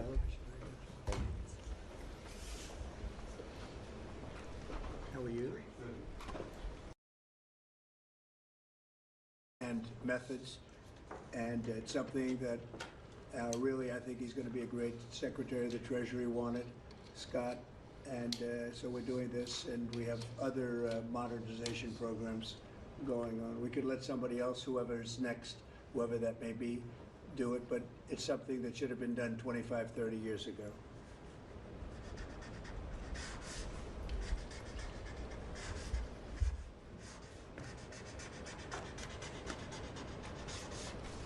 Okay.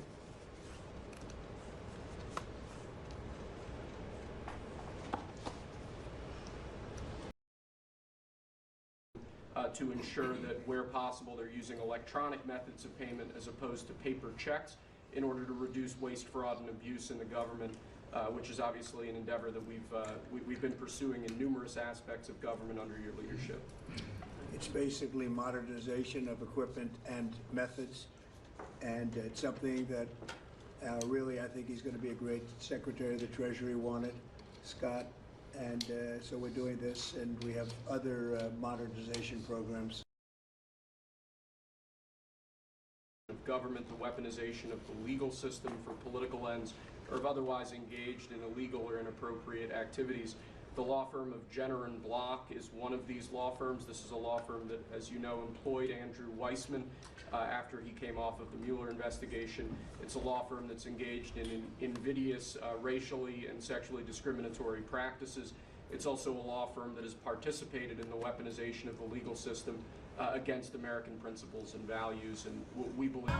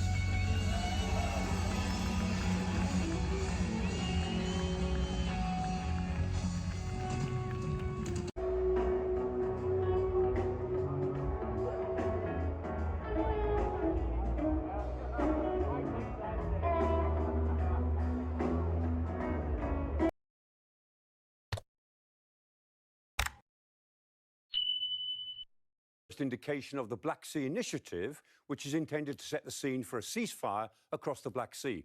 The White House was the first to release a statement announcing the agreement.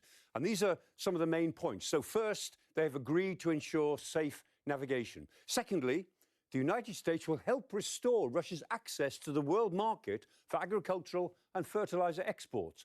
Thirdly, they will enhance access to ports and payment systems for the Russians for such transactions. And of course, there are lots of sanctions being lifted in these last two clauses, good for the Russians. And fourth, they will develop measures to ban strikes against energy facilities. They won't ban strikes immediately, they'll develop measures to do it at some time in the future. Now, if Russia's conditions are met, the ceasefire will take effect in the Black Sea. And in the Black Sea, you can see here that the Ukrainians actually have done really very well. They have actually chased the Black Sea fleet, Russia's Black Sea fleet, out of Sevastopol, the deep water port, and they forced most of their fleet back to Novorossiysk in Russia proper. And so they've controlled the western part of the Black Sea. Ukraine even sank the Russian flagship, the Moskva, in April 2022. They've actually destroyed 24 Black Sea Fleet ships, and that's about a third of the fleet. Before the war, the Black Sea was a key export outlet for Ukraine and for Russia. And this map shows the traffic in the region with the lighter lines indicating more vessels. But watch carefully to the west of Crimea. As the war went on, look at the vessel movements once the war started. You can see how they all avoided the area. It's a major impediment to trade. Now, a maritime route, shown in white here, was opened up as part of the UN agreement to ship grain from Ukraine out via Istanbul. That was the grain deal. But Russia pulled out of that in July 2023. Nevertheless, Ukraine adapted. Because they controlled the western part of the Black Sea militarily, they were able to open up a route that hugged the coast all the way down, and they were able to get a lot of their ships out in the last 18 months or so. And this graph of Ukraine's grain exports shows how they've rebounded since the war began. So there they are. There was the level of exports they had. There was a rise. There was a big fall immediately as the war began. And now they're almost back to where they were in pre-war levels. So the point is that this ceasefire precursor deal, which is all we can call it at the moment, is rather more favourable to Russia than it is to Ukraine. It will do Russia more good than it does Ukraine. And when we look at all the various details in this agreement, you realise that actually there is less to it than meets the eye. And what does meet the eye is not really very favourable to Ukraine. That's where we are this evening. Ukraine continues. The strike hit in the centre of Sumy. Emergency teams worked to put out the fires and evacuate those affected. The enemy carried out a rocket strike in the center of the city. Several high-rise buildings and a school were damaged. Children were inside the protected building. At the moment, they are being evacuated. Some of those impacted have already been displaced by fighting. The Sumy region neighbors Russia's Kursk region, where Ukraine mounted an incursion into in August last year. Everything was shaking. There was an explosion and I didn't understand what was happening. I ended up in the corner on the floor and everything was hurting. All the windows and doors were blown away. There's nothing left. A school was damaged in this strike. Children narrowly escaping because they managed to get to the bomb shelter before the building was hit. At night, there were strikes on the capital Kyiv and Kharkiv. Authorities say an average of 100 drones are launched towards Ukraine every night. Near the front lines in Zaporizhia, soldiers remain skeptical about the talks. Russia has made some gains here in the last week. As long as the Russians have resources and strength, they will not agree to any ceasefire. Until they use up all they have, as long as they can move, as long as they have manpower and weapons, they will not agree to a ceasefire. Ukraine's defense minister Rustem Umerov is heading the delegation in Saudi Arabia. He has said discussions have been productive and focused. President Zelensky, however, seemed to suggest another approach to achieve peace. The war has been brought from Russia, and it has to be pushed back to Russia to force them to make peace. Meanwhile, Ukrainians are hoping negotiations will bring some sort of respite from the daily strikes. Asad Beg, Al Jazeera, Kyiv, Ukraine. And that this was a colossal failure of operational security. And we're only 2 months into this administration. I made it perfectly clear during the confirmation process for the Secretary of Defense, Pete Hegseth, that he was fundamentally unqualified for this job. I think as we see the additional information, I do believe we will, I also think it's important that the Atlantic magazine at this point releases the rest of this signal chain. The president said it was unclassified. Tulsi Gabbard and the CIA director Ratcliffe, they said it was unclassified. That information should be released, at a minimum released to us, but even released publicly. But what I would say to those folks is we're going to work to get to the bottom of this. We're going to try to get the administration to make some changes and do a better job. There is nothing more important than protecting our men and women that go into combat. And Jeffrey Goldberg, by the way, has suggested he may release more of what he saw in that Signal group chat if these officials continue to lie about what was in it and suggest it. Nothing more important than protecting our men and women that go into combat. And Jeffrey Goldberg, by the way, has suggested he may release more of what he saw in that Signal group chat if these officials continue to lie about what was in it and suggest it was not classified. Senator, you talked about some of your Republican colleagues, and we can go back to the first Trump administration. We all know this as people who cover the administration. Republicans saying things privately about President Trump that they would never dare say in public for fear of crossing him. So I guess the question is, under normal circumstances, when you have accountability, integrity, patriotism, there would be consequences for this. In this culture, though, in this administration, do you expect any real accountability for what happened here? Well, I serve in the Senate seat of John McCain. Here's a guy who would speak truth to power, I think, on a regular basis, and didn't have a problem standing up to this president or any president. I think we need to see more of that. I think my Republican colleagues need to get off the sidelines here. We see that occasionally from some of them. But it does also seem that Donald Trump is the wholesale owner of the Republican Party right now. It's his party. It's got tremendous influence in it. But this administration has been making some bad decisions on a number of fronts. I was just back in Arizona talking to folks about Medicaid cuts, people that are going to lose their health insurance so the administration could give a giant tax cut to billionaires. Folks are really worried out there. They're worried about unprecedented access that Elon Musk has to the Social Security database. There is one, every week there seems to be another rather disturbing development with this administration. This is just a thing for this week. I do think, Willie, that we are closer on this signal issue. I think we're closer to the beginning of this than we are to the end. But ultimately, when this is resolved, there needs to be some accountability. Democratic member of the Intelligence and Armed Services Committee, Senator Congressman Jim Himes of Connecticut. Given yesterday's hearing, Congressman, what are you hoping in terms of answers that you will get today? Well, thanks for having me. You know, yesterday, despite the fact that they presumably spent the whole night sort of thinking about questions like how will accountability be visited? Will there be an investigation? You remember the FBI director's answer, well, I just learned about this, so I can't answer your question. Today is going to be partly about how the administration is going to investigate this outrageous breach of security and how they're thinking about accountability. You know, we haven't talked a lot about it, but America could watch what happened yesterday in front of the Senate. But what we can't forget is how they have reacted to a breach which could have resulted in dead pilots or sunken naval ships, right? Pete Hegseth, the defense secretary, when asked about this after the National Security Council confirmed it as genuine, reacted by attacking Jeffrey Goldberg, the Atlantic reporter. And by the way, Mike Waltz did it in the White House yesterday. Here are people who put our troops at risk, and their immediate instinct was to say, this is about a reporter who doesn't like Donald Trump, by the way, who didn't ask to be on that signal chat. But, you know, imagine what the millions of people who've been in the military see when they see that. They see, A, that had they done any of this stuff, they would have been marched off whatever base they were serving on and tossed out. And B, you know, they got to think about these people that control their lives and their safeties and make life and death decisions. And rather than saying, boy, did we make a terrible mistake and we will spare no expense to find out how it happened and to make sure it never happens again, they said, oh, Jeffrey Goldberg doesn't like Donald Trump. That is not the answer of a serious person.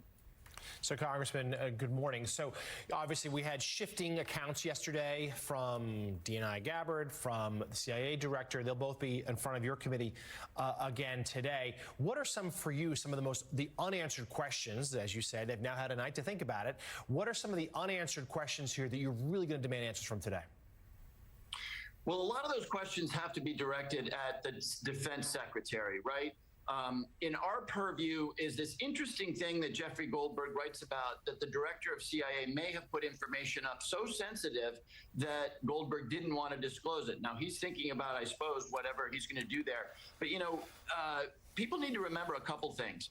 The defenders of this outrageous act are saying, well, they said it wasn't classified. Well, guess what? To be in violation of the Espionage Act, stuff doesn't need to be classified. By the way, if the information was time, targets, and weapons, if it wasn't classified, what were you thinking? Why wasn't it classified? So, there's still a lot of questions that need to be answered. None perhaps more important than the question of how seriously they're going to begin taking this so that they can learn from their colossal, potentially deadly mistake. Congressman, aimed at getting a ceasefire in the war between Ukraine and Russia. Both the Kremlin and the U.S. released separate statements on those agreements. Let's bring in CBS News White House reporter Olivia Rinaldi for more on this. Olivia, can you first give us the details of what this potential agreement could mean? Yeah, Liz, this is the result of 3 days of intense negotiations in Riyadh, Saudi Arabia, between the U.S., Ukrainians, and the Russians. But what's important to note here is that the Ukrainians and the Russians never actually spoke to each other face to face. All these negotiations happen as a result of meetings with U.S. mediators. So essentially, the Ukrainians would tell the U.S. what they wanted. They would take it to the Russians and mediate this entire conversation.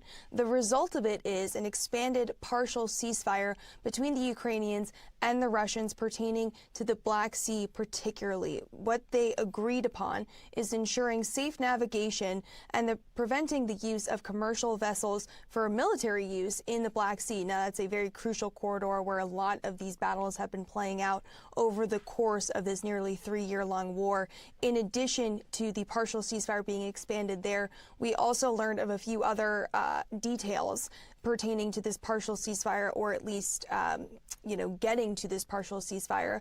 And that also includes the U.S. helping to restore Russia's access to the world market for agricultural and fertilizer exports. Now, this is extremely important because if you'll remember, back when the war in Ukraine started, there were sanctions placed on these Russian fertilizers that are among some of their top exports. And what that did was really spike the price of food worldwide. So as a result, the U.S. is open to having Russian fertilizers being back on the global trade market. The U.S. also said today in this statement that they remain committed to getting home Ukrainian prisoners of war as a part of this expanded partial ceasefire. So this is really a significant first step to ending this war. It's something the Trump administration has been pushing. It falls short of an all-out ceasefire, but again, some of those first steps that we're starting to see as a result of these continuing negotiations. We have to realise is that Istanbul is one of the most surveilled cities in the world, and the Turkish security forces have some of the most sophisticated facial recognition. So it does make it very easy for them to track down people who took part in protests and find them where they live. And they've been doing increasingly these dawn raids where the people wake up with police at their door, along with the journalists who are starting to appear in court today. At least 10 journalists will be in court facing a myriad of charges. Also protesters too, although many, for now at least, are just receiving cautions. But I think this is part of this strategy by the president and his security forces to start to undermine the process, to start to weaken its momentum, to instill an element of fear among the protesters, that maybe they will think twice before turning up on the streets again, knowing that they could get a knock on the door in the coming days and weeks ahead. And we've heard President Erdogan ramping up his rhetoric, warning that there will be people taking part will be held legally accountable. People know that President Erdogan doesn't make empty threats, but on the other side it could well galvanize the protesters, because there is a sense of feeling that this is the last battle, from speaking to protesters, the last battle to defend Turkish democracy. So it's both sides seem to be strengthening their positions, and further protests and arrests are expected. How widespread are these protests? Are they truly nationwide, or is this primarily happening in Istanbul? No, not at all. Along with most of Turkey's main cities, I've seen very large protests. They've also been occurring in provincial cities and towns, even in areas which traditionally support the president. And I think that really will be one of the main concerns for President Erdogan. He recognises that there is strong opposition in the main cities, but his main support is now in the provinces. But there too, there is starting to be growing protests and unrest, and that will instill memories of the last time that there was a major upheaval, and that was in 2013, known as the Gezi protest. And that was the closest Erdogan came to being ousted from power. And he will be very aware that he needs to get on top of these protests before the momentum gets too great for his security forces to stop it. So the strength of this crackdown from the Erdogan government, is this also a way for Erdogan to buff up his strongman image among his base? I don't think that he sees that so much as an opportunity. I think he really wants this to end and end quickly, because I think that of Turkish civil society. These are medics, doctors and nurses shouting, "We are protecting democracy."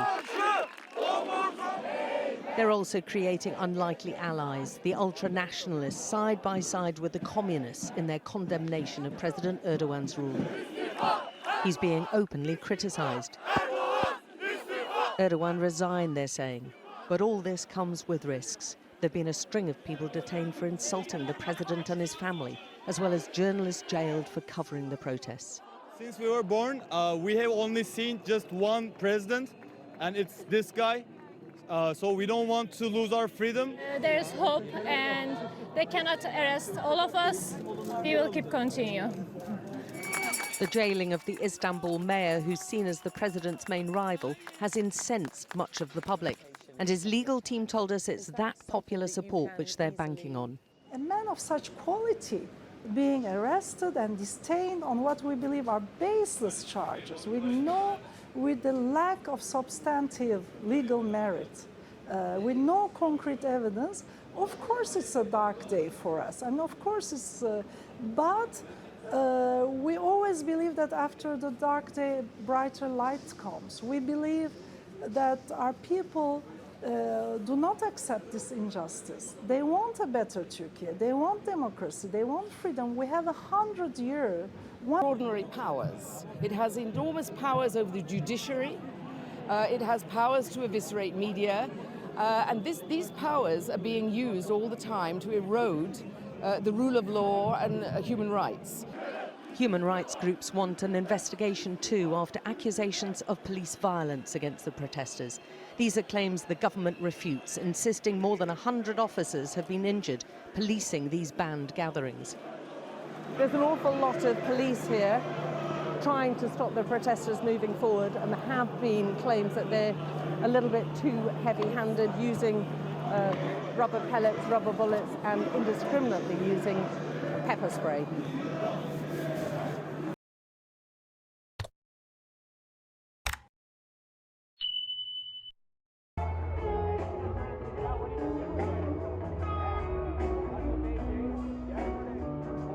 Middle East, where the Israeli co-director of the Academy Award-winning documentary No Other Land says one of his Palestinian co-directors has been, in his words, lynched. In a post in just the last hour, Yuval Abraham says his co-director, Hamdan Ballal, was beaten and was hurt in his head and his stomach. He also says soldiers got onto the ambulance he called, and there's been no sign of Ballal since. Our team is out to the Israeli Defense Forces for comment on those allegations. I want to show you Ballal here at the Oscars. There he is holding it. He's got the all-black suit on. We've talked a lot about this documentary on the show, No Other Land. It's this co-production between Israeli and Palestinian filmmakers looking at illegal Israeli settlements in the West Bank. But even with this huge Oscar win, it's struggling to get any distributor to pick it up in the United States. I want to get to Matt Bradley, who is following these late-breaking developments for us in Tel Aviv. Matt, what do we know? Yeah, I mean, this is a situation that has really happened in just the past couple of hours. And what we're seeing now is kind of a typical situation from what we've been seeing in the past from Mustafa Yatta, which is the scene of that documentary that won that Oscar. And as you mentioned, wasn't getting any pickup in the United States. And this was, a scene that could have been cut from the documentary itself. We saw according to the people who were there and according to other filmmakers who were there and according to Jewish American activists who witnessed the scene itself, it turns out that Hamdan Ballal, who was one of the co-directors, the Palestinian co-director, who is a resident of Masafra Yatta, he was saying that he was attacked by settlers who were in the vicinity. They were masked. They were attacking not just him, but also the activists who were with him. These activists were from the Center for Jewish Nonviolence. Again, there were about half a dozen Jewish American activists who were recording this. They said, and Yuval Abraham, who is the co-director along with Hamdan Ballal, said that he had injuries to his head and his stomach. He was bleeding, and that he was put in an ambulance, and that Israeli soldiers, and we don't know if they were actually Israeli soldiers, there were people who were dressed as Israeli soldiers. And one of the things, Hallie, about that situation in that particular part of the West Bank, and actually in a lot of the West Bank, is that Israeli soldiers, or that settlers are deputized by Israeli soldiers, and they wear Israeli soldier uniforms, even though they are settlers. And I've been out there, they don't have markings, they don't have rankings on their epaulets, so you can't tell who they are, you can't tell what their ranks are, you can't tell what their names are or their numbers are. So in a way, they're able to do these deeds with impunity. They went into the ambulance where Hamdan Ballal was being held, where he was injured, and they came and they arrested him. And now these filmmakers and these activists don't really know exactly where he is. And so they're tweeting and they're trying to report what's going on. But this is, again, this is a scene that could be cut from the movie itself. So this is sort of, you know, this documentary coming to life. Thanks for watching. Settlers with at least 4 soldiers, 2 settlers with rifles. The settlers throwing rocks at us while soldiers pointing their guns toward us. So we ran away from the place. Everybody ran to different direction. Hamdan ran to his home, which is 50 meters. His wife and children were there. The settler recognized Hamdan and chased him to his home with 2 soldiers. They start hitting him while his children inside hearing him shouting, "I need ambulance, I'm dying." A group of Palestinians try to approach to help him. The soldiers immediately shot live ammunition in the air to prevent anybody to come close, and then the soldiers abducted Hamdan to a military base, I guess. Until now, we don't know what's his situation.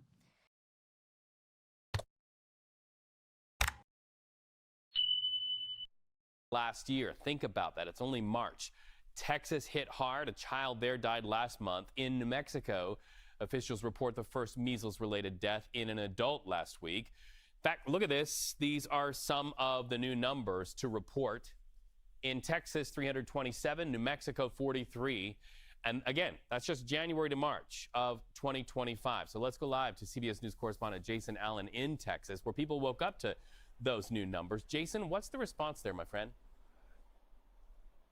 Ray, good morning. Yeah, those new numbers out from the Department of State Health Services here just in the last hour. That caseload you showed, 327, what that's showing is it's continuing to grow, this outbreak in West Texas. That's up 18 cases just going back to last Friday. So we have that in the last hour. We're waiting here in the top of the hour or so to likely get some new numbers from Oklahoma, where there's been an outbreak there also associated with the West Texas outbreak. And then probably an hour from there, more numbers out of New Mexico as well. Most of these new cases here in Texas have remained in that younger demographic. So some of the new ones, mostly between the ages of 5 and 17. There have been a few in younger kids, a few in some older individuals, 18 and over. The good news, I guess, maybe the silver lining, is there is no increase in more serious cases, no new hospitalizations, and no new deaths. You mentioned the 1 death in Texas and the 1 death in New Mexico. Thankfully, Reed, no more of those to report, at least at this point.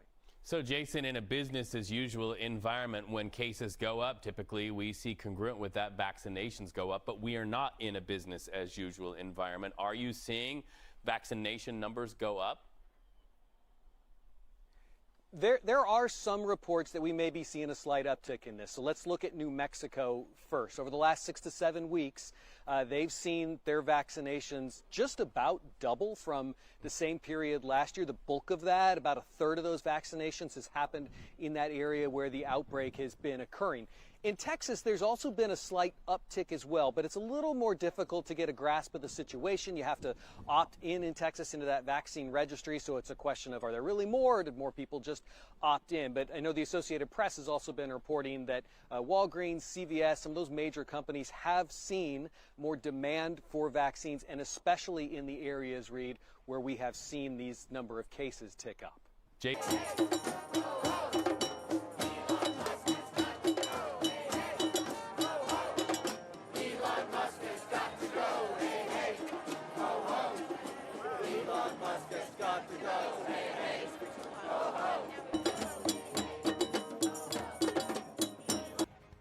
Two countries, one cause. Demonstrators in Detroit and Windsor joining forces in a cross-border protest united against President Donald Trump's tariffs on Canada.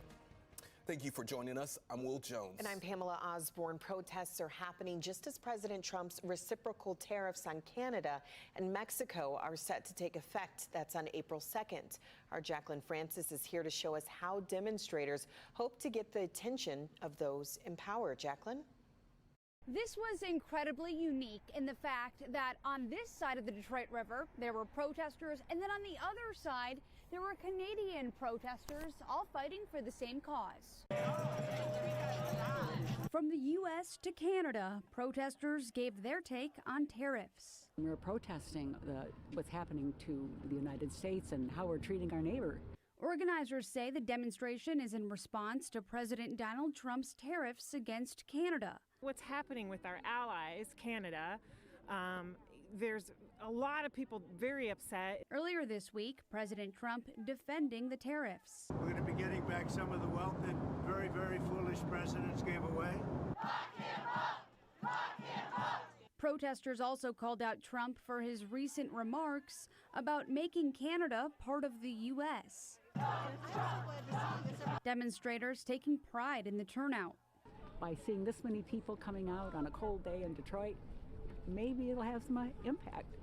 There's an awful lot of people here, and we have our friends across the river looking at us. Protesters tell us there are more events to come, including one in Lansing in 2 weeks. Reporting from Squirrel Hill to host what they call a demonstration for democracy. The group says they're standing against the dismantling of the federal government and Constitution. A relatively large turnout during the early afternoon hours today. Organizers calling it, quote, a demonstration standing against the illegal dismantling of our federal government and the Constitution through executive overreach and by unelected, unqualified billionaires and... In Walnut Creek's downtown shopping area, a vocal example of a new type of retail politics. Upwards of 1,000 demonstrators Saturday targeting this Tesla store, its owner, and President Donald Trump. The country is being taken over by a fascist regime that's taking away our rights, due process. This is scary. I grew up in the 60s, and I have never seen it so bad. And I'm worried that my grandchildren won't grow up in a democracy. Brought my grandkids. They need to see this. They need to protest with us. And signs, all with the same message of freedom and hope. We feel like our nation is actually broken at this moment, and it's really sad because, I mean, families are being broken. So this is just a symbol, you know, and just a voice for our ancestors, for the people that came before us, and the people that are here right now. Demonstrators tell us they are sending a loud and clear message to President Trump and his administration's stance on immigration policies, including Crystal Hasso, who came out to... Impeach the felon! Impeach the felon! Impeach the felon!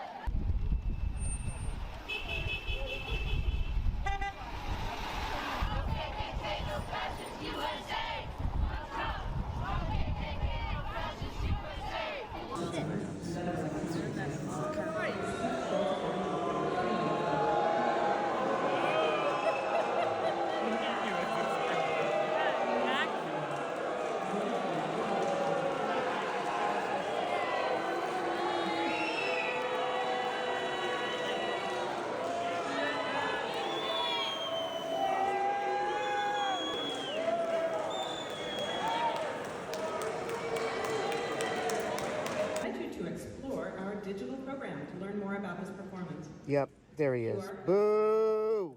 Hush. Boo! If you can't act like an adult, go somewhere else. Go someplace. Oh. Yeah, he just ruined, they ruined this place. Boo! Boo! Boo! Why don't you go someplace else? Boo! Boo! Boo! Boo! Yeah, January 6th. Go control yourself. Yeah, you keep saying that about January 6th. Boo!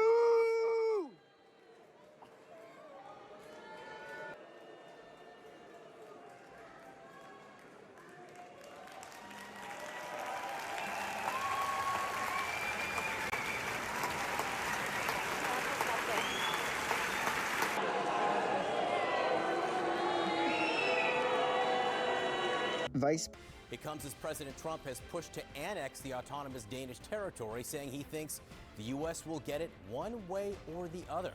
Second Lady Usha Vance and National Security Advisor Mike Waltz are expected to be among the Americans visiting. The White House says Usha Vance will attend the island's national dog sled race and, quote, celebrate Greenlandic culture and unity. But Greenland's prime minister is slamming the visit, calling it, quote, highly aggressive and sinking relations to the U.S. to a new low. Let's get right to the White House. CNN's Elena Treen is there.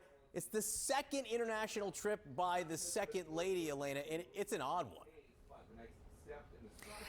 It is, and I think it just is really putting a further spotlight on this administration's desires to try and purchase Greenland, despite, of course, we're hearing repeatedly now, several different times over from both the leaders of Greenland, but also Denmark, that Greenland is not for sale. And just to back up here, to give you the big picture, I've talked to several White House and Trump administration officials about the president's desire to purchase Greenland and make it a U.S. territory. This both before he was in office and after he was sworn in. And part of the reasoning behind it is, one, they argue it would be economically beneficial to the United States. That's in part because Greenland has vast stores of rare earth minerals that are would be great for technology here in the United States. But another, and this is the key thing that I think the Greenland's prime minister was really focusing on here in his criticism of these visits, is there are national security interests as well. That's in part because the United States really sees Greenland as a way to try and curb both Russian and Chinese aggression in the Arctic region. Now, I want to read for you some of what Greenland's prime minister said in response to these visits, particularly as it relates to National Security Advisor Michael Waltz's visit this week. Again, focusing on that national security part of the desire by the United States to purchase it. He said, quote, "What is the National Security Advisor doing in Greenland? The only purpose is to demonstrate power over us. His mere presence in Greenland will no doubt fuel American belief in Trump's mission, and the pressure will increase." And all to say, the pressure has been increasing now for several weeks during, and you mentioned this, John, during Donald Trump's not State of the Union, but a joint address to Congress, which was essentially a State of a Union address in February. He said directly that I think we're going to get it one way or another when referring to his desire to take over Greenland.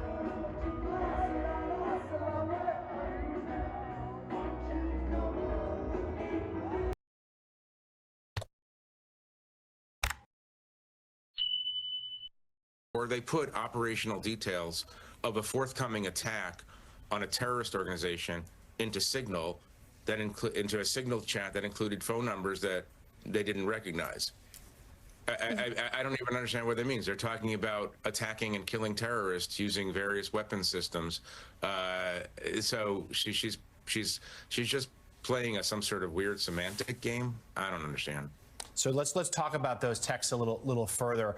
And as you say, you're allowing readers to decide for themselves what they mean. But just walk us through some of the texts you saw there from particularly the Secretary of Defense and then later the National Security Advisor about the operation that day in Yemen. Right. Look, the key thing here is, this is an interesting one you have up on the screen. This is Mike Waltz in a commercial messaging app, providing real-time intelligence updates about the consequences of an American attack. Obviously, there's a challenge here for secrecy, because if you know this, the question then arises, how do they know this, and what kind of assets do they have, technical or human assets, that would know that? But the core of this chain is the statement, is the long text issued by Pete Hegseth 2 hours before the first bombs fell in Yemen. Everybody can find it on the Atlantic website now, in which he goes hour by hour, sometimes minute by minute, here's what's going to happen. And the thing that really struck me, as I'm, again, reading this on my phone in a Safeway parking lot, the thing that really struck me is that he's telling me and others that an attack hasn't even begun yet, but the planes are launching in 31 minutes. You know, like, imagine this text went to someone else. I mean, if that's not secret, classified information about, or the most sensitive kind of government information in the world, I don't know what is. I mean, if Caroline Levitt is arguing that it's not a war because Congress didn't declare war on Yemen, okay, fine. She wants to play a semantic game. But this is operational details about a forthcoming attack on an enemy that has anti-aircraft capabilities. They've allegedly shot down our drones before. So why you would tell anyone in the world on a messaging app that American pilots are about to fly into a, sorry for the expression, war zone, that's an interesting question. So, Jeffrey, I'd love for you to stay and join for this conversation. We're going to bring in Democratic Senator Mark Warner of Virginia. He's the vice chair and top Democrat on the Senate Intelligence Committee. And during his opening statements at yesterday's hearing with the administration's intel heads, he said the situation was mind-boggling and demonstrates sloppy, careless, incompetent behavior. Senator, do these text messages that are now released by The Atlantic, by Jeffrey's reporting, answer some of the questions that you couldn't get answers to yesterday? Well, it sure answers the question that the two witnesses, I believe, lied when they said, oh, nothing to see here, nothing classified. One of the witnesses tried to hedge a little bit later about, well, it may be defense classified, but you would have to be an idiot not to understand what Jeffrey just laid out is at a huge classification level, that if it had fallen into enemy hands and the Houthis had been able to realign their offenses, American lives could be lost. And the reason why I say it's a pattern, you know, the first 2 weeks of the administration, they inadvertently released the names of 200 new CIA agents. Those individuals, if their identities are known, they can't be put into the field now. That's hundreds of thousands of dollars of training beyond screwing up those people's lives.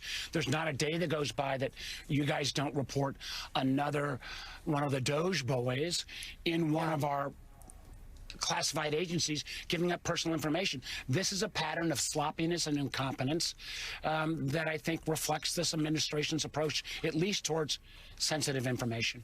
And Jeffrey, I wonder what you make when you hear Senator Warner saying those two top officials lied. What questions does it raise in your mind, given what you received, what you're reporting? For me, it's how many other group chats are out there on Signal. Right. I'd like to be invited to more of these groups where allegedly nothing happens. You know, what it raises for me, well, a number of things. I think the semantic games are fascinating here. I believe it was Tulsi Gabbard who said, well, maybe there's defense classified information, but not intelligence classified information. But it's all one thing. I mean, it's a combined effort. When the U.S. engages in kinetic action against an enemy, obviously, many intelligence agencies are involved in helping the Defense Department and the combatant commanders understand what they're up against. It's all one thing. It's all one operation. There are many, many different branches of the United States government combining efforts. So there's leakage from silo to silo. It's not like, well, that's the Air Force's problem, that's the Navy's problem, that's the CIA's problem. It's one big attack. Right. Fed and can I just interrupt there? Can I? Yeah. Could I just add that, to add to what Jeffrey said, it's not like you suddenly say, well, this isn't CIA sourced, so I don't have to keep it secret. I mean, that is so does not pass the smell test. I mean, this is the Signalgate fiasco, I guess, but it just, it's crazy. And the effect, we talked about the effect on American soldiers, but the effect on our allies, this is all based on trust relationships. I mean, I get America first, but it shouldn't be America alone.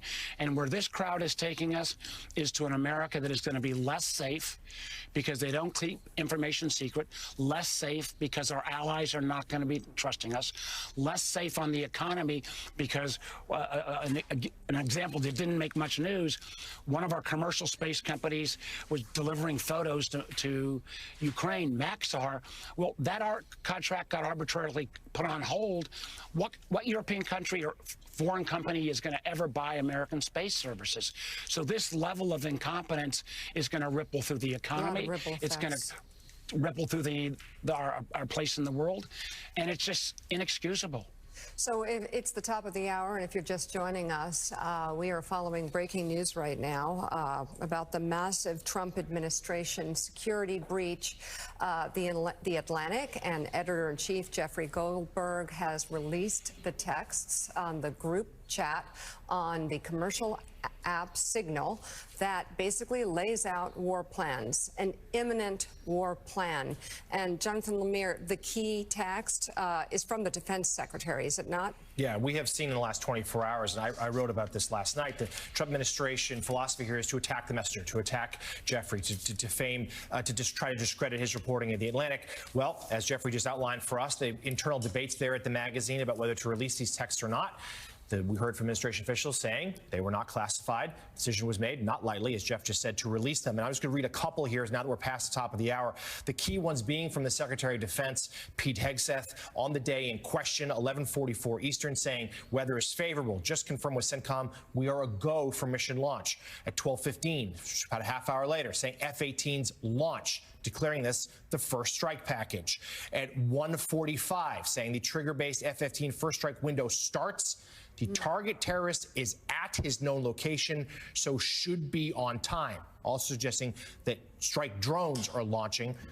And then a short time later, at 14:15, strike drones on target. This is when the first bombs will definitely drop. And then, as a postscript, Joe, a short time later, we hear from the National Security Advisor, Mike Waltz, confirming with some sort of verification, some sort of other asset, that the strike was successful. But to Jeff's point of a moment ago, these texts appeared in this group chat, which he was invited, and there was a window there where these planes were in the air.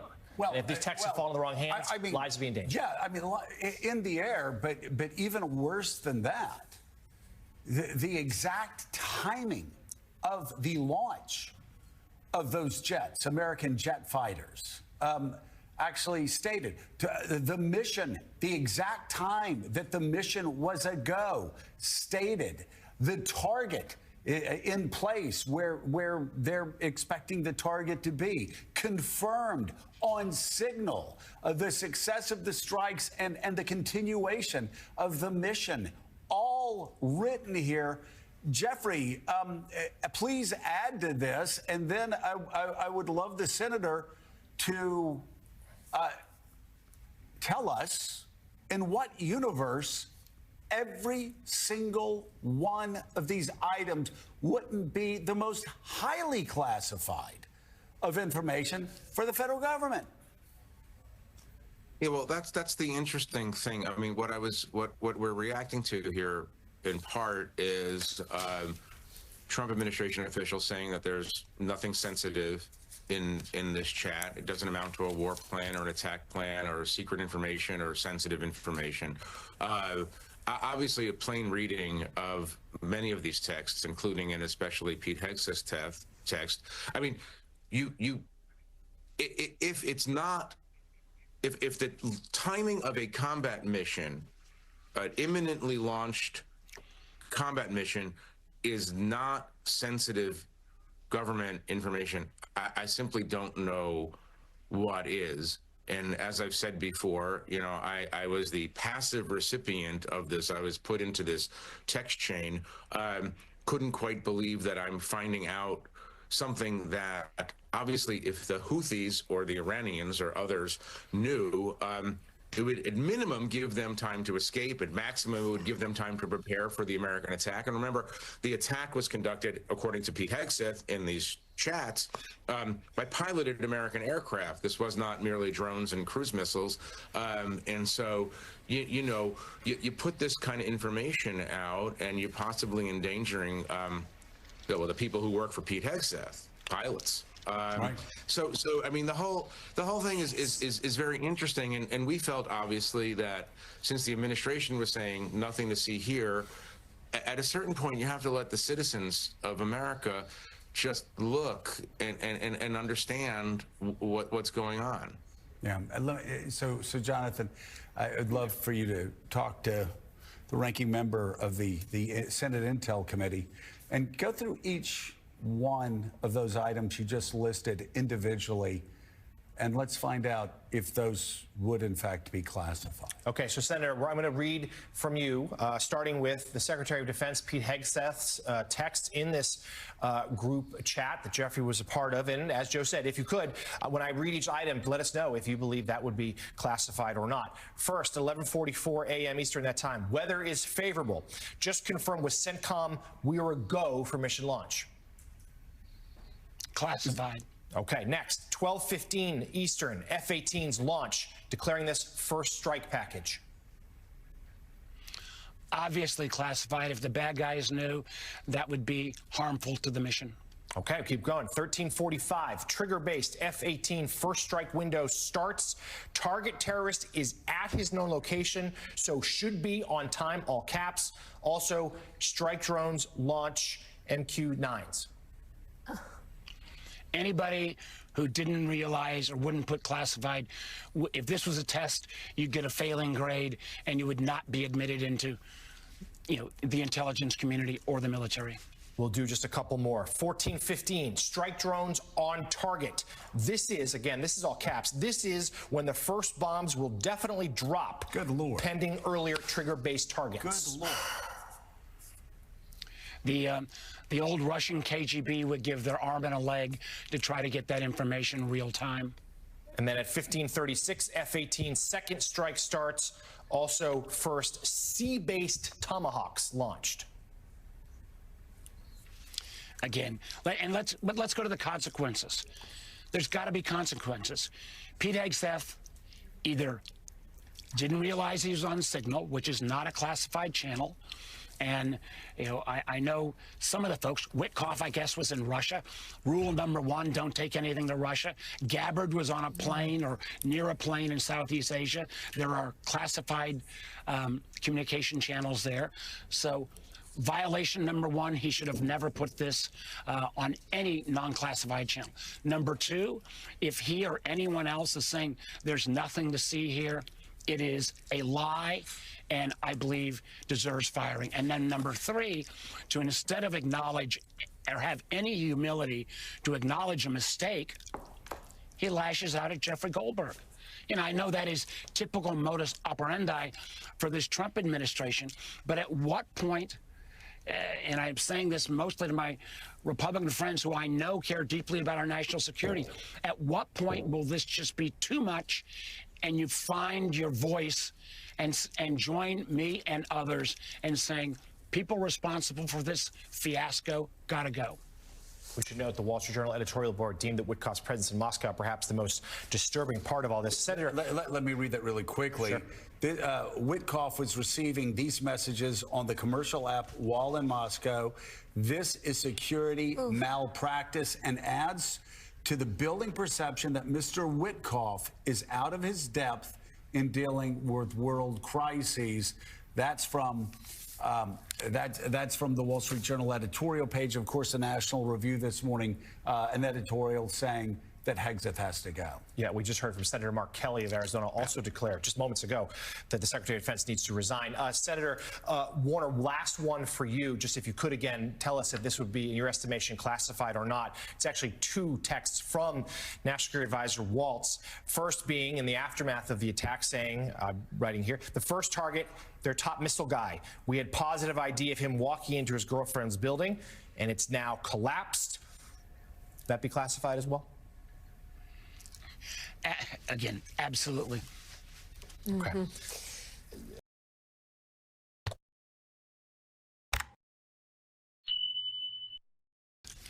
I mean, what's the? Wait, I think for everybody in the intel community, what would be the most shocking, Jeffrey, would be the fact that you have a Secretary of Defense on a commercial app, which, by the way, as Jonathan read to us yesterday, the CIA Alumni Association sent out a warning a few days earlier to members of the CIA Alumni Association that Signal was not secure and to not send information around there. But you have a Secretary of Defense that is literally laying out, as you've revealed this morning, literally laying out when the operation began, when the fighter jets took off, when the sea attacks took off, when the target was in the location, when the bombs were starting to drop. This is beyond breathtaking, and I'm just curious, your response to the denials yesterday that these were war plans. I don't know. I mean, Joe, if you and me and Mika and Jonathan were launching our Air Force to bomb some other show, maybe it's not a war. Maybe it's just a kinetic action. Maybe it's just an attack plan. Or the semantics here are ridiculous. Yeah. Just absolutely ridiculous. They're putting anybody with common sense can understand that is highly sensitive information, especially before an attack. So they can play a semantic game, but it's just silly. It's not. You know what it is? It's not serious. It's like, this is national security in the United States. The Houthis are a terrible group of terrorists. Like you have to be serious about confronting these challenges to the security of the United States. This is not, the administration right now is not engaged in a particularly serious conversation around this. The only other thing I would say, related to the security here and Signal is, if you or me or whoever are putting imminent attack plans into a group chat, I think most of us would try to figure out exactly who is in the group chat before we put that information in. At the very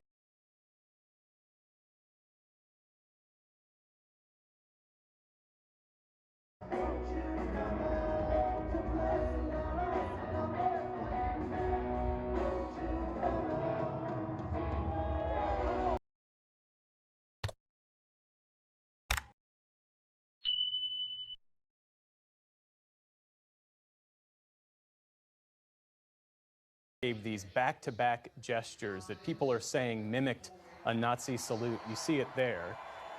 Elon Musk has not directly addressed this, but he has appeared to edit out that gesture from the video that he posted on X, the platform he, of course, owns. Help us understand what transpired. Thank you.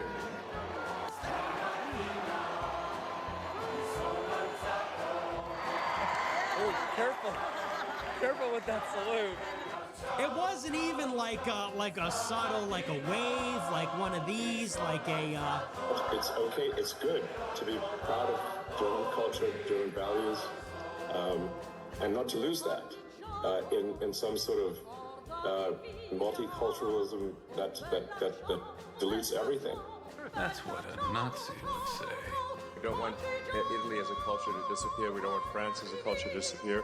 I think we have to maintain the sort of reasonable cultural identity of the various countries. Or they simply will not be those countries. Aber der ist wahrscheinlich für Sie auch ein Nazi. Hm? Nazis, Nazis, Nazis, lauter Nazi. USA, USA, USA, USA, USA. Ah! Yes. No, dog. No, this is the Charlie Chaplin mustache. This dramatic video showing multiple cars in flames. According to authorities, the suspected arson occurred early this morning. When police arrived, they found 5 vehicles set on fire or damaged, and the word resist spray painted on the front of the business.